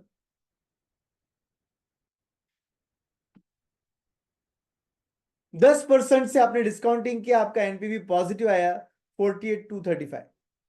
आपने नीचे लिखा since NPV is positive at 10% discounting factor rate, we can say that this project is giving returns more than 10% rate। ठीक है, 10% डिस्काउंटिंग फैक्टर लगाया और नीचे एनपीवी पॉजिटिव आया, तो आपने बोला ये प्रोजेक्ट का रिटर्न जो है वो 10% से ज्यादा है। सपोज 20% लेते थे और आंसर नेगेटिव आता तो सर ये बोलते थे हम कि the project is giving us returns less than 20%, क्योंकि एनपीवी नेगेटिव है। अगर एनपीवी पॉजिटिव है तो हम बोल रहे ग्रेटर देन, अगर एनपीवी नेगेटिव है तो हम बोलेंगे लेस देन। करेक्ट। अगर एनपीवी डॉट जीरो आता है तो 15 पे, अगर एनपीवी डॉट जीरो आता है अगर 15 पे एग्जांपल, तो हम बोलेंगे this project is giving us return exact 15%, क्योंकि ना पॉजिटिव है ना नेगेटिव है। पॉजिटिव रहेगा अपन बोलेंगे ग्रेटर देन 10, नेगेटिव है तो अपन बोलेंगे लेस देन 20। बट अगर 15 पर डॉट जीरो है तो अपन बोलेंगे ये प्रोजेक्ट भाई हमको 15% का रिटर्न दे रहा है। Are you understanding something? इसका मतलब जब भी आपका डिस्काउंटिंग फैक्टर आप कॉस्ट ऑफ कैपिटल के जगह आईआरआर ले लेते हो, इंटरनल रेट ऑफ रिटर्न ले लेते हो, सपोज 10 की जगह आपने 15 ले लिया, सपोज इस प्रोजेक्ट का आईआरआर 15 था, तो 15% से डिस्काउंट करने के बाद ये सभी फैक्टर चेंज हो जाएंगे। कैश फ्लो डीसीएफ वाला चेंज हो जाएगा, मेन कैश फ्लो सेम रहेगा, डीसीएफ वाला कैश फ्लो चेंज हो जाएगा क्योंकि प्रेजेंट वैल्यू चेंज हो जाएगी। तो आपका नीचे आंसर जो है वो अगर जीरो आता है, इसका मीनिंग क्या हुआ? ये प्रोजेक्ट एग्जैक्ट 15 का रिटर्न दे रहा है, तो वही तो उसका आईआरआर हुआ। फिर आईआरआर हुआ सर? आईआरआर कैसे हुआ सर? आईआरआर क्या है बेटा? मैंने लिखा है IRR is the rate of return given by the project, और तुम ही बोल रहे हो considering time value of money 15% का रेट आ रहा है क्योंकि एनपीवी जीरो है। 15% पे अगर एनपीवी जीरो आता है इसका मतलब डॉट 15 का रिटर्न दे रहा है प्रोजेक्ट, और वही रेट को हम बोलते हैं आईआरआर रेट।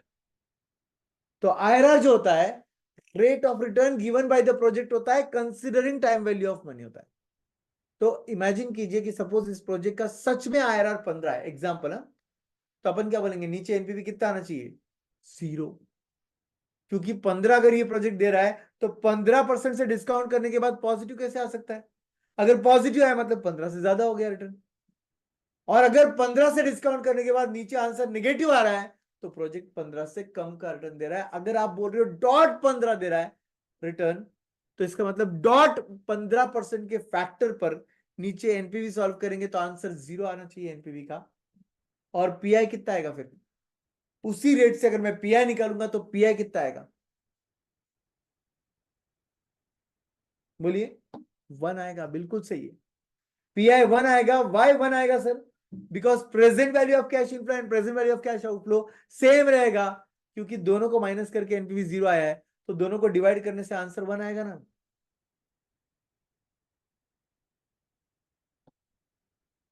बराबर है कि नहीं? तो चलिए आईआरआर के नीचे लिखते हैं, क्या लिखा अपन ने? The actual rate of return given by the project considering time value of money is called as IRR. नीचे लिखो चेंज करके paragraph, if project is discounted project cash flow लिखो, project cash flows are discounted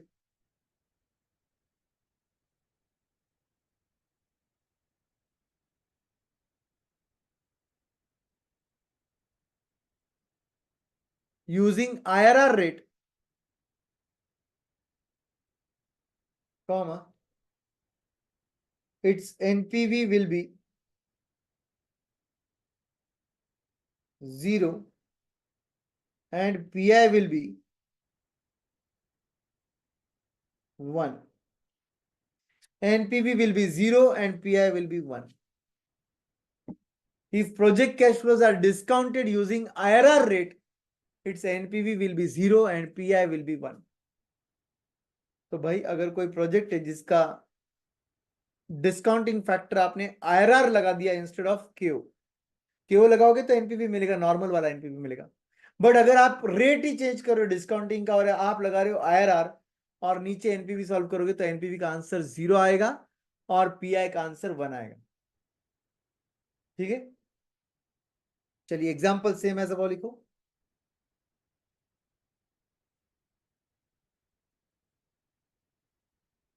example same as अब लिखो और IRR निकालते हैं अपन।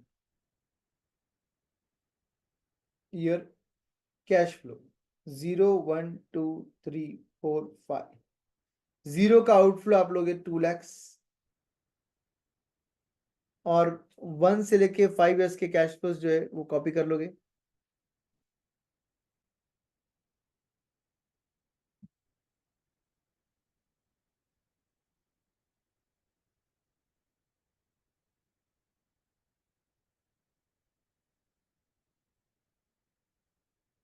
Seventy 80 40 75 60 discounting factor जो है वो ऑब्वियसली 10 नहीं ले सकते, 20 ले लेंगे। अभी 20 लेना चाहिए क्या? 2 लाख का इन्वेस्टमेंट है और एनपीवी कितना है? 46,000 है। 46,000 है मतलब 1/4 के आसपास का आंसर है ना। ठीक है,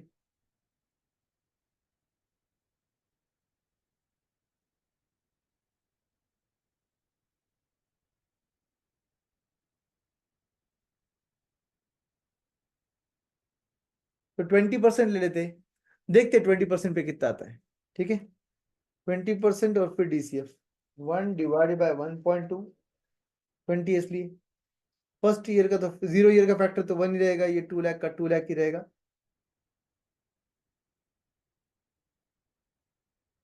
0.833, 0.694, 0.579, 0.482, 0.402।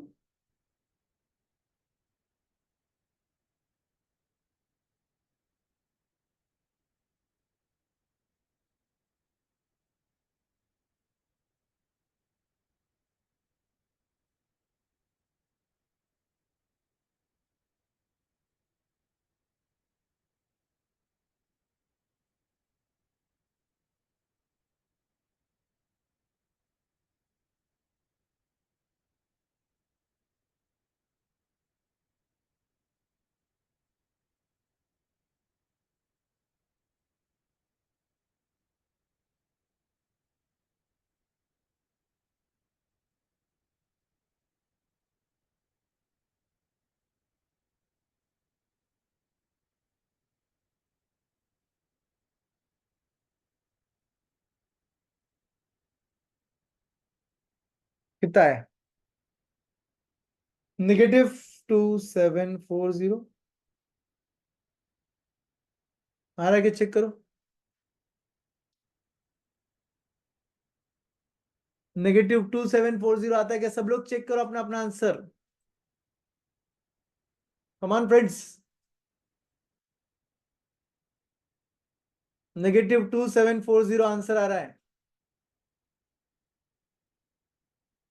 Yes yes yes yes. अब इसका मतलब क्या हुआ? इसका मतलब तो ये हुआ सर कि ये जो प्रोजेक्ट है ये 20 से कम का रिटर्न दे रहा है। अगला रेट क्या लिया जाए? 18 ले लेते, 18% ले लेते। रेट बढ़ाना नहीं है, रेट को कम करना पड़ेगा। क्यों सर?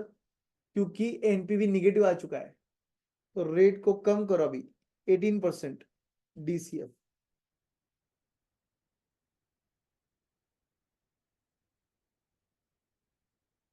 1 डिवाइड बाय 1.18, 0.847, 0.718, 0.608, नहीं 9 ले लो, 609, 0.516, 0.437, 0.847 into 70,000 memory plus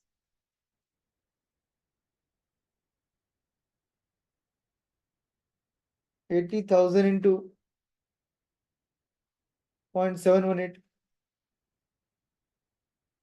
57,440 memory plus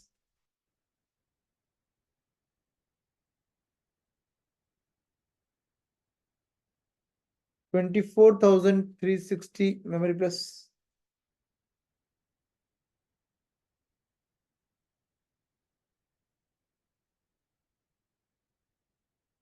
38,700 memory plus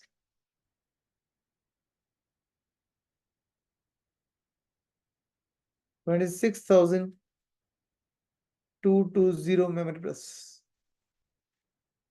Memory recall minus 2 lakhs. 6010, 6010, ये आपका एनपीवी आता है। यस और नो? यस। तो आप बताएंगे अभी 6010 को क्या बुलाते हैं? टेक्निकली सरप्लस बुलाते हैं। इसको क्या बुलाते हैं? 2740 को डेफिसिट बुलाते हैं। Technically speaking 18% will be your start rate. भले ही तुमने स्टार्ट किया था एक्चुअली 20 से, बट एक्चुअल में यहां पर पॉजिटिव आ रहा है, तो ये बन गया स्टार्ट रेट। और 20% जो है ये बन जाएगा आपका end rate. Start rate, end rate, surplus deficit. And दोस्तों, आपका आईआरआर का फॉर्मूला है, IRR is equal to start rate plus surplus upon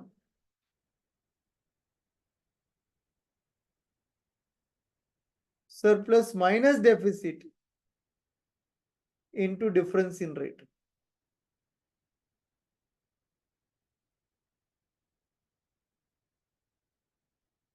IRR is equal to surplus rate, start rate plus surplus upon surplus minus deficit into difference in rate. तो आपका start rate हम लेंगे 18% plus surplus हम लेंगे 6010 divide bye 6010 minus negative 2740 means minus minus will become plus into difference in rate जो है वो 20 minus 18% है वो।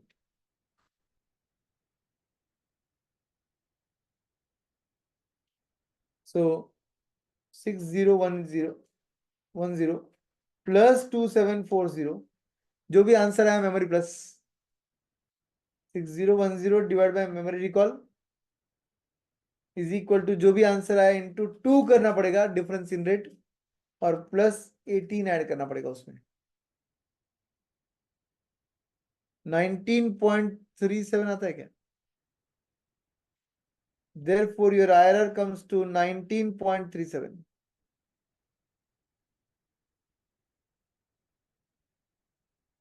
Yes, your IRR is 19.37. अगर मैं 18% से लेट से मैं 15% से स्टार्ट करता था, फिर मुझे वो पॉजिटिव मिलता था, फिर मैं 18 पे जाता था, मुझे वहां पर भी पॉजिटिव मिलता था, फिर मैं 20 पर जाता था सपोज, और वहां नेगेटिव मिल रहा है, तो मेरे लिए स्टार्ट रेट क्या रहेगा? पहले 15 गए, फिर 18 गए, फिर 20 गए। मेरा स्टार्ट रेट क्या रहेगा इस फॉर्मूले के लिए? 18 रहेगा ऑफ कोर्स।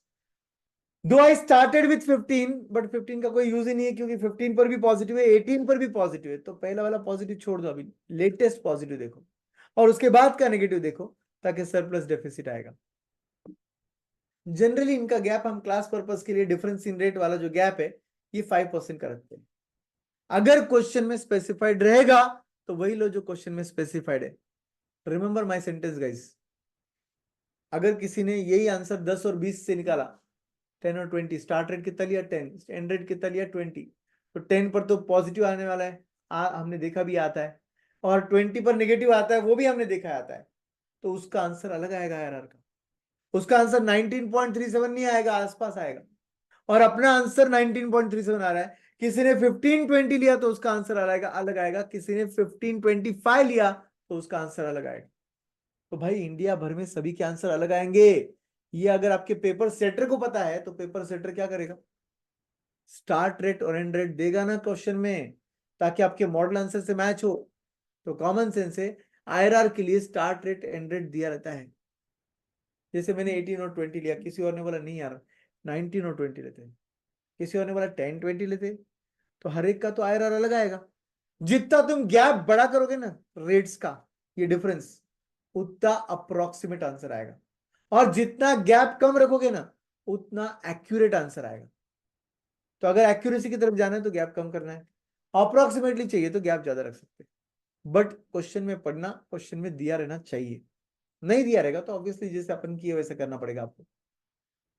आईआरआर का फॉर्मूले का लॉजिक, मतलब इस फॉर्मूले का डेरिवेशन क्या है वो देखते हैं। Everyone focus. आपने 18% रेट लिया, आपका एनपीवी आया 6010। आपने 20% रेट लिया और आपका एनपीवी आया -2740, बराबर। आपने रेट को कितने से चेंज किया, 20%, सॉरी 2%। आपका एनपीवी कितने से चेंज हुआ, 6010 प्लस करना पड़ेगा 2740 प्लस, तो आपका एनपीवी कितने से चेंज हुआ, प्लस क्यों कर रहे सर? अरे एक माइनस है, फिर बीच में जीरो आएगा, फिर पॉजिटिव साइड जाएगा ना, नंबर्स के लिए याद है ना, बचपन में पढ़ा था। तो फिर इसका डिफरेंस आएगा 8750। तो मैं क्या बोल रहा हूँ, ध्यान से सुना अभी। आपने रेट चेंज किया 2%, आपका एनपीवी चेंज हुआ 8750। आपको इतना बड़ा चेंज नहीं चाहिए था भाई, आपको सिर्फ ये 6010 है ना, इसको जीरो बनाना था। Do you agree? 18% पे जो आंसर 6010 आ रहा है उसको जीरो बनाना था आपको। आपको नेगेटिव थोड़ा ना बनाना था, 20% पे नेगेटिव आ रहा है, नेगेटिव थोड़ा ना बनाना था, आप तो ये देख रहे थे कहां कौन से रेट पे एनपीवी जीरो होता है। तो एक्चुअली 6010 का चेंज चाहिए था आपको। आपने क्या किया, ध्यान से सुनो। आपने 8750 का चेंज लाने के लिए रेट को चेंज किया 2% से। आपने 8750 के एनपीवी के चेंज के लिए रेट को चेंज किया 2% से। आपको इतना बड़ा चेंज नहीं चाहिए था, आपको बस 6010 को जीरो बनाना था, मतलब उतना चेंज चाहिए था। तो उसके लिए रेट को कितने परसेंट से चेंज करना चाहिए, ये सब पूरा कैलकुलेशन 18 के आगे चल रहा है। तो हम बोलेंगे therefore IRR is equal two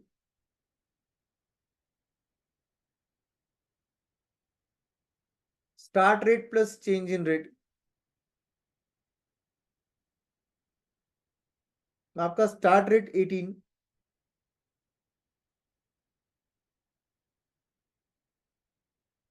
plus आपका चेंज इन रेट, मतलब क्रॉस मल्टीप्लीकेशन करो 6010 इंटू 2 डिवाइडेड बाय 8750,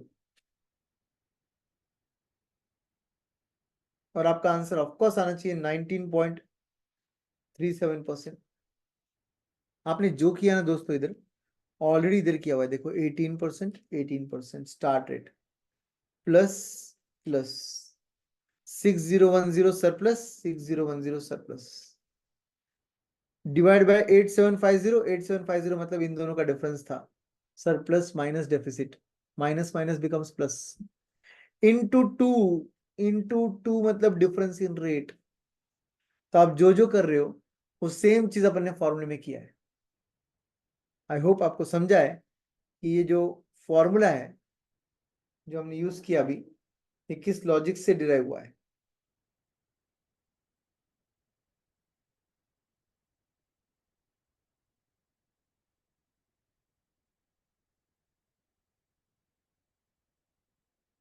ये पूरा एग्जाम में करने की जरूरत नहीं है, ये इस फॉर्मूले का सिर्फ डेरिवेशन बताया मैंने।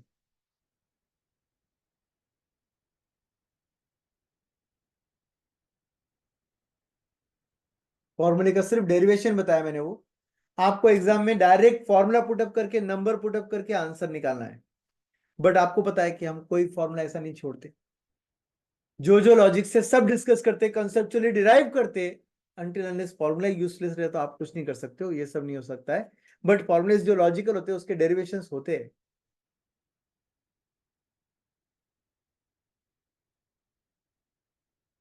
Have you understood this? Please write the derivation also. In examination you are not suppose to write, but क्योंकि अब प्रैक्टिस चल रहा है इसलिए ऑब्वियसली आप लिख सकते हो ये।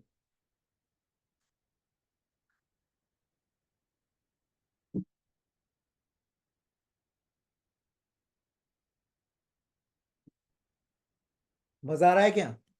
कैपिटल बजटिंग ऐसा पढ़ा है, कंसेप्चुअली फॉर्मुलेस को डिराइव किए, हर एक फॉर्मूले का इंटरप्रिटेशन, मीनिंग, लॉजिक, उसके कंक्लूजन्स, उसके ड्रॉबैक्स, सब डिस्कस कर रहे हैं हम लोग आज के लेक्चर में। कोई सम नहीं सॉल्व किया हमने, यही डिस्कस किया। सभी मेथड्स हमने डिस्कस किए। लास्ट मेथड एक है, वो भी डिस्कस कर लेंगे, और उस पर फिर क्वेश्चंस वगैरह जो भी रहेंगे वो कल से शुरू करेंगे। ऑब्वियसली मैं आपको आज होमवर्क दूंगा आपके प्रैक्टिस के लिए। ये हो गया तो बता देना एक बार। IRR, start rate plus surplus upon surplus minus deficit into difference in rate.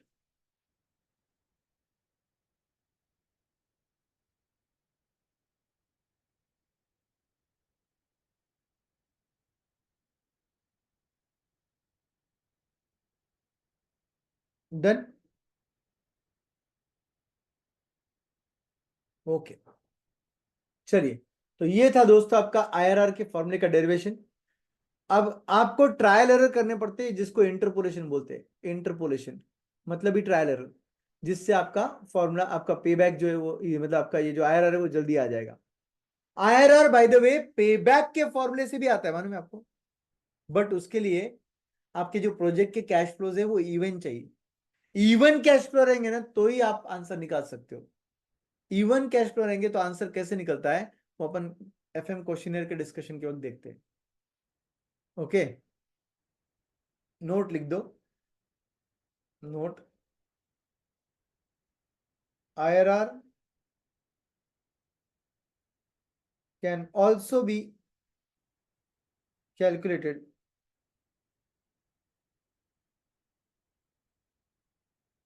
from payback period,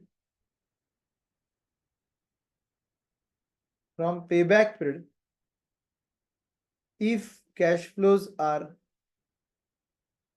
even, if cash flows are even। Bracket में लिख दो आपके अंडरस्टैंडिंग के लिए, क्वेश्चनियर बुक। क्वेश्चनियर बुक में एक क्वेश्चन है लेटेस्ट ऐड किया हुआ है। क्वेश्चनियर बुक में एक क्वेश्चन है लेटेस्ट ऐड किया है, उसमें हम यूज करते हैं ये लॉजिक, पे बैक पीरियड से आईआरआर निकालना। बट वो तभी पॉसिबल होता है जब आपके पास कैश फ्लोज इवन है। कंडीशन उसका क्या है? If cash flows are even. अगर अनइवन रहेंगे तो कैलकुलेशन पॉसिबल नहीं रहेगा, फिर नॉर्मल निकालना पड़ेगा आपको, इंटरपोलेशन वगैरह करना पड़ेगा। ठीक है, अब बताओ conclusion for IRR. Conclusion for IRR क्या बोलेंगे? अगर दो प्रोजेक्ट है, चलो एक प्रोजेक्ट का आईआरआर आपने निकाला 19.37, दूसरे का आईआरआर है 22%, किसको सिलेक्ट करोगे भाई? किसको सिलेक्ट करोगे, 19.37 या 22%? Which project should be selected? 19.37. The project return is 19.37. Another project return is 22%. किसको सिलेक्ट करोगे? जिसका प्रोजेक्ट का रेट ऑफ रिटर्न ज्यादा होगा उसको सिलेक्ट करना पड़ेगा ना। तो आईआरआर जिस प्रोजेक्ट का ज्यादा है उसको सिलेक्ट करोगे आप। आईआरआर इज द, पढ़ो एकदम क्या लिखा है स्टार्टिंग में, actual rate of return given by the project. अगर IRR rate of return given by the project है considering time value of money, तो भाई जिस प्रोजेक्ट में आईआरआर तुझे ज्यादा मिलेगा वो तेरे लिए अच्छा रहेगा ना। तो ऑब्वियसली हम किसको सिलेक्ट करेंगे फिर, 19.37 को या 22% वाले प्रोजेक्ट को सिलेक्ट करेंगे? 22 वाले को सिलेक्ट करेंगे ऑब्वियसली। हम बोलेंगे, लिखो conclusion for this method.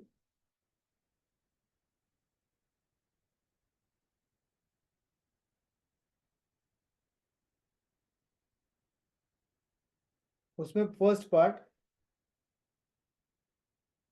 For 2 or more projects,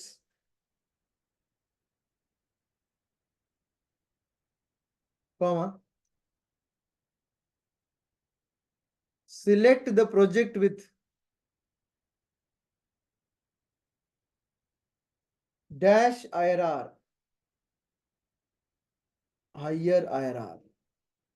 select the project with higher IRR, जिस प्रोजेक्ट का IRR ज्यादा है उसे सिलेक्ट करो।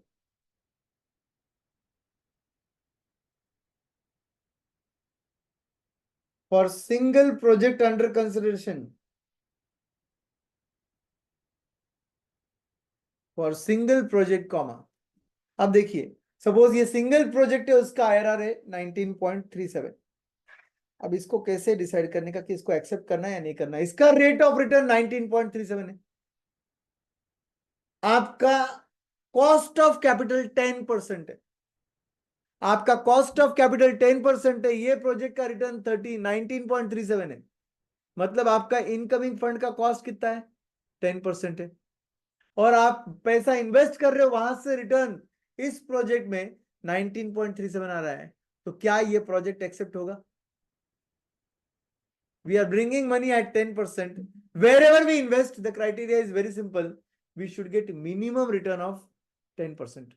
This project is giving return of 19.37. तो obviously हम क्या करेंगे बोलो? इस प्रोजेक्ट को एक्सेप्ट करेंगे या नहीं करेंगे? यस, करेंगे एक्सेप्ट। बहुत सिंपल लॉजिक है उसका। कॉस्ट ऑफ कैपिटल 10% है, तो रिटर्न ऑन इन्वेस्टमेंट 10 से ज्यादा होना चाहिए। ये रिटर्न कितना दे रहा है? 19.37 दे रहा है। ऑब्वियसली इसका मतलब इसका रिटर्न ज्यादा है, तो हम बोलेंगे for single project comma, accept if IRR is greater than cost of capital.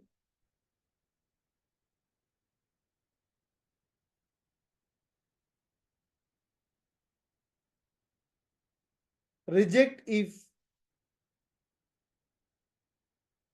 IRR is less than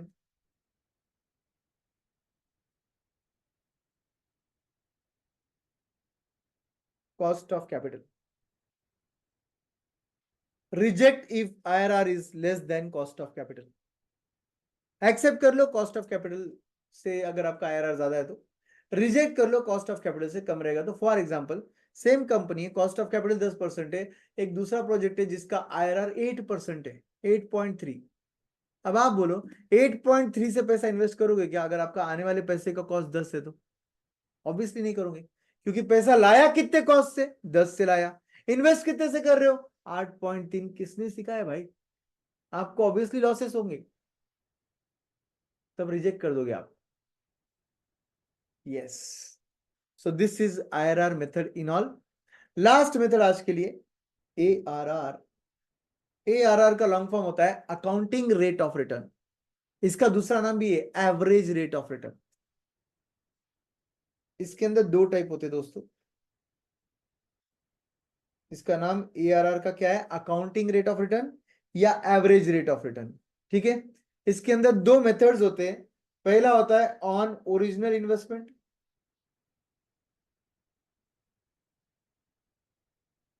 and second होता है on average investment, on original investment, on average investment. ये दो टाइप होते हैं इसमें एआरआर में।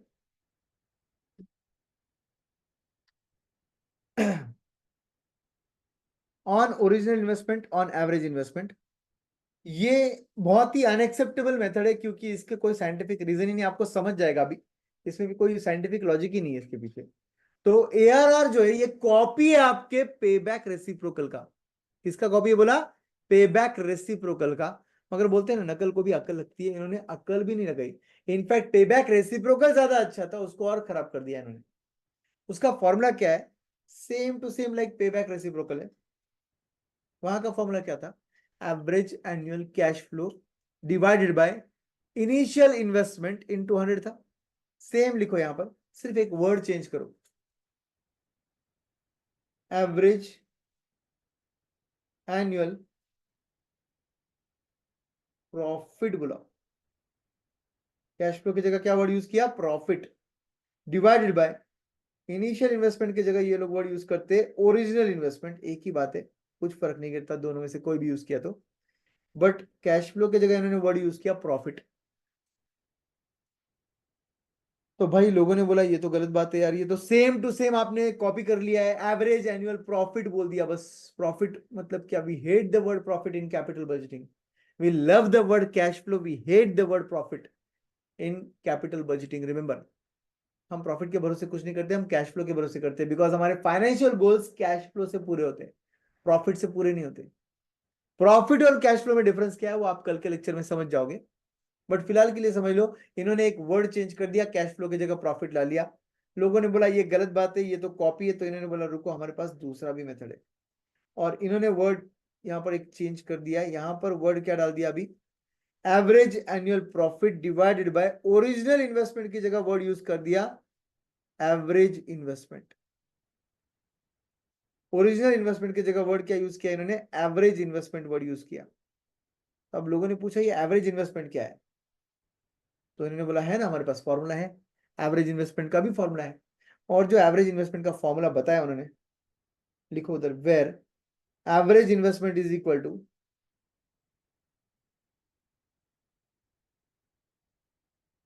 Original investment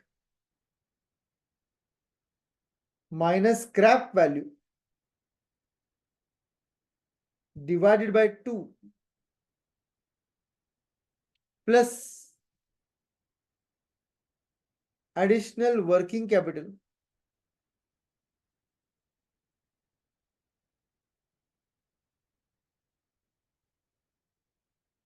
plus scrap value. जिंदगी में कभी आप सीए बनने के बाद में भी आपको अगर इसका लॉजिक समझा तो मुझे बता देना, इसका कोई लॉजिक नहीं है। Original investment minus scrap value क्यों कर रहे हो? ठीक है भाई, ठीक है कि इन दोनों का डिफरेंस मिला होगा, उसको डिवाइड बाय 2 क्यों करें फिर?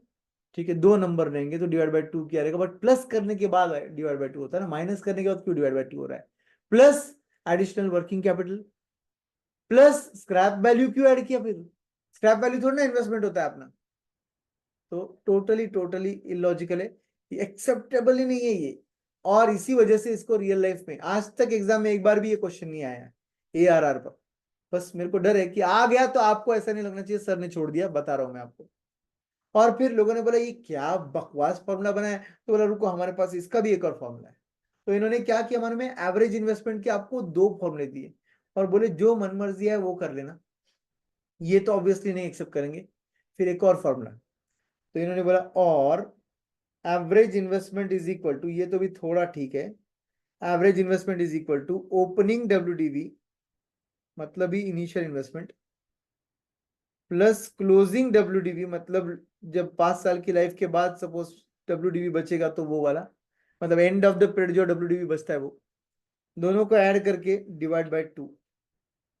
अब इसका लॉजिक मैं समझा सकता हूं आपको, दो नंबर है, दोनों का एडिशन किया, डिवाइड बाय 2 किया, मतलब सिंपल एवरेज लिया आपका।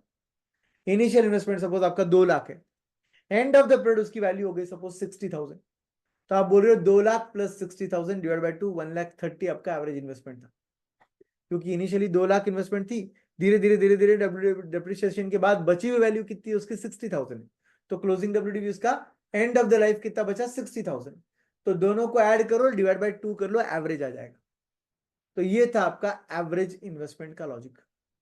ठीक है, तो एवरेज इन्वेस्टमेंट के लिए हमारे पास 2 फॉर्मुलेज हैं। हमारे पास एआरआर के लिए भी 2 फॉर्मुलेज दिए इन्होंने।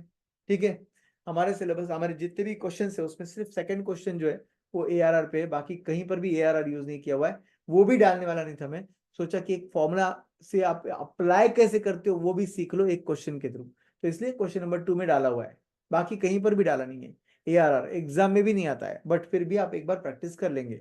ठीक है, तो एआरआर में 2 टाइप है, एक ऑन ओरिजिनल इन्वेस्टमेंट, एक एवरेज इन्वेस्टमेंट। एआरआर किसका कॉपी है, मैंने बोला पे बैक रेसिप्रोकल का कॉपी है। तो पे बैक रेसिप्रोकल का ही फॉर्मूला दिख रहा है मुझे, तो सिर्फ एक वर्ड चेंज किया इन्होंने, इधर प्रॉफिट वर्ड डाल दिया कैश फ्लो की जगह, और उसके बाद सेकेंड टाइप लाया इन्होंने, बोला ओरिजिनल इन्वेस्टमेंट की जगह हमारे पास एवरेज इन्वेस्टमेंट भी है। और एवरेज इन्वेस्टमेंट के लिए इन्होंने 2 फॉर्मुलेस दिए हमको, जिसमें से हम यूज करेंगे मेनली सेकंड वाला formula.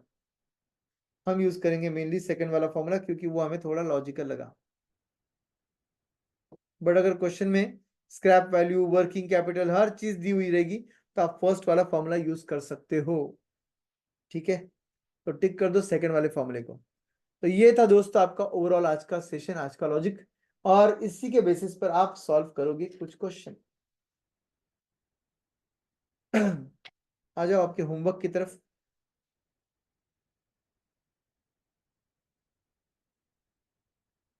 Question number 3 and question number 4 आपका होमवर्क रहेगा। सिर्फ 2 क्वेश्चन आपको दे रहा हूं मैं, देख लो एक बार। Question number 3 and question number 4 आपका होमवर्क है।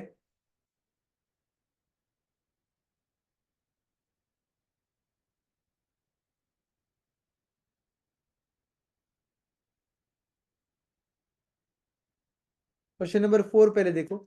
Firm whose cost of capital is 10% is considering two mutually exclusive proposed projects X and Y। mutually exclusive मतलब X या Y, कोई भी एक सिलेक्ट करना है, दोनों सिलेक्ट नहीं करना है।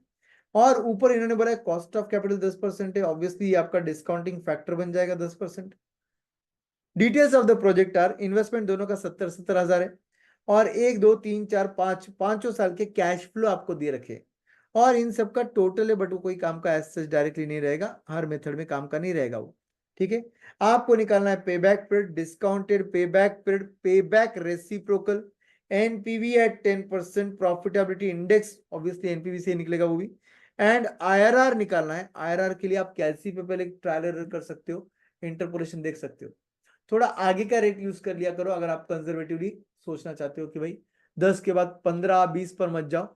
आपको यहाँ पर 10 15 20 25 30 35 और 40 हर एक रेट दिए हुए, आपको हर एक यूज नहीं करने हैं, आपको सिर्फ 10% से आंसर निकालने हैं सभी।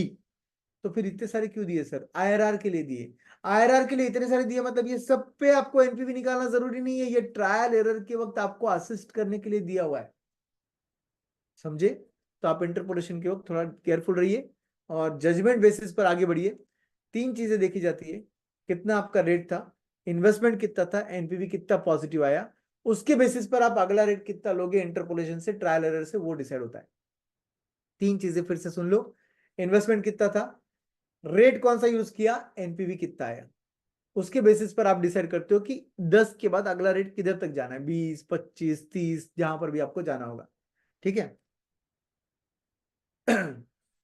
तो ये था आपका क्वेश्चन नंबर 4, जिसमें प्रोजेक्ट एक्स प्रोजेक्ट वाई दोनों भी इन सभी मेथड से कैलकुलेट करने थे। मेथड्स कितने पूछे, 1 2 3 4 5 6, और प्रोजेक्ट कितने, 2, तो आंसर कितने आएंगे, 12। इसको सॉल्व करने के लिए आपको 40 मिनट से 45 मिनट्स लग जाएगा, बट सॉल्व करना शिद्दत से। हर एक मेथड अलग सॉल्व करोगे तो भी चलेगा, कंबाइंड सॉल्व करोगे तो भी चलेगा, बट याद रखो अगर आप कंबाइंड सॉल्व कर रहे हो तो आपको और पेपर चेकर को दोनों को समझना चाहिए कि आप क्या कर रहे हो, समझे? नीट क्लीन टाइडी अच्छे से करो, कुछ फिगर्स इधर के उधर यूज होते हैं अगर आप ध्यान से सॉल्व करोगे तो। ठीक है, तो क्वेश्चन नंबर 4 आपका होमवर्क है, एंड क्वेश्चन नंबर 3 ये इजी क्वेश्चन है, ये भी आपका होमवर्क है। इसमें आपका इन्वेस्टमेंट कॉस्टिंग ₹40,000 बोला, ये आपका 0 ईयर का आउटफ्लो हो गया, और आपके कैश फ्लो दिए हैं, net cash flow after taxes before depreciation बोला है, मैं आपको बाद में समझा दूंगा कल। अल्टीमेटली आपको यहाँ पर वर्ड यूज किया नेट कैश फ्लो, ये इंपॉर्टेंट है। यहाँ पर भी वर्ड यूज किया नेट कैश फ्लो, मतलब आपको रेडी कैश फ्लो जो दिए वही लेना है। ईयर 1 2 3 4 5 6 7 8 9 10 है, वो 0 दिख रहा है लास्ट में, उसको 10 बना दो। 9 के बाद नीचे 10 है दोस्तों, ठीक है। Use 10% as your cost of capital, means this will become your discounting factor. Determine the following, वापस से पे बैक पीरियड बोला है, एनपीवी एट 10% बोला है, पीआई एट 10% बोला है, आईआरआर भी निकालना है। 10 एंड 15 का रेट दिया हुआ है, देखो ऐसा देते हैं ये लोग एग्जाम में, 10 एंड 15 का रेट। और लास्ट में आपको बोला है डिस्काउंटेड पे बैक पीरियड। तो जो जो नीचे ये 2 प्रोजेक्ट के लिए कर रहे हो, ऊपर ये सिंगल प्रोजेक्ट के लिए आप करोगे। नीचे 2 प्रोजेक्ट थे, कौन सा प्रोजेक्ट सिलेक्ट करना है, हर मेथड में अलग कंक्लूजन लिखोगे आप। पेबैक का अलग निकालोगे, डिस्काउंटेड पेबैक का अलग निकालोगे, रेसिप्रोकल का अलग निकालोगे, एनपीवी पीआई, हर एक का यहाँ पर conclusion, project X project Y कौन सा सिलेक्ट करना चाहिए वो भी आप बताओगे। और ऊपर आपको एक ही प्रोजेक्ट दिया है, आपको इन सभी मेथड से उसको सॉल्व करना है, ठीक है। I hope guys you will do your home exercise very properly. And ये 2 ही क्वेश्चंस दे रहा हूं जिसको सॉल्व करने के लिए अप्रोक्सीमेटली 1 आवर से 1 आवर 5 मिनट्स 10 मिनट्स लगेंगे। जो भी लगेंगे ना, आपको याद रखो, आपका कैपिटल बजटिंग का डर अगर मिटाना है तो इसके अलावा कोई चॉइस नहीं है, करना पड़ेगा, ठीक है। तो thank you very much guys. And ये 2 क्वेश्चन होमवर्क करके हम लोग अगले लेक्चर में इसको डिस्कस करेंगे। मैं थोड़े फॉर्मेट रेडी रख दूंगा ताकि हमारा क्लास का टाइमिंग जो है वो सेव हो जाएगा। मैं सॉल्यूशन रेडी नहीं रखूंगा, सॉल्यूशन आपके साथ ही सॉल्व करेंगे, मगर फॉर्मेट्स मेरे रेडी रहेंगे, तो प्लीज होमवर्क करके आना, ठीक है। Thank you very much. I hope you enjoyed the first session of capital budgeting. See you tomorrow for class 2। Bye bye.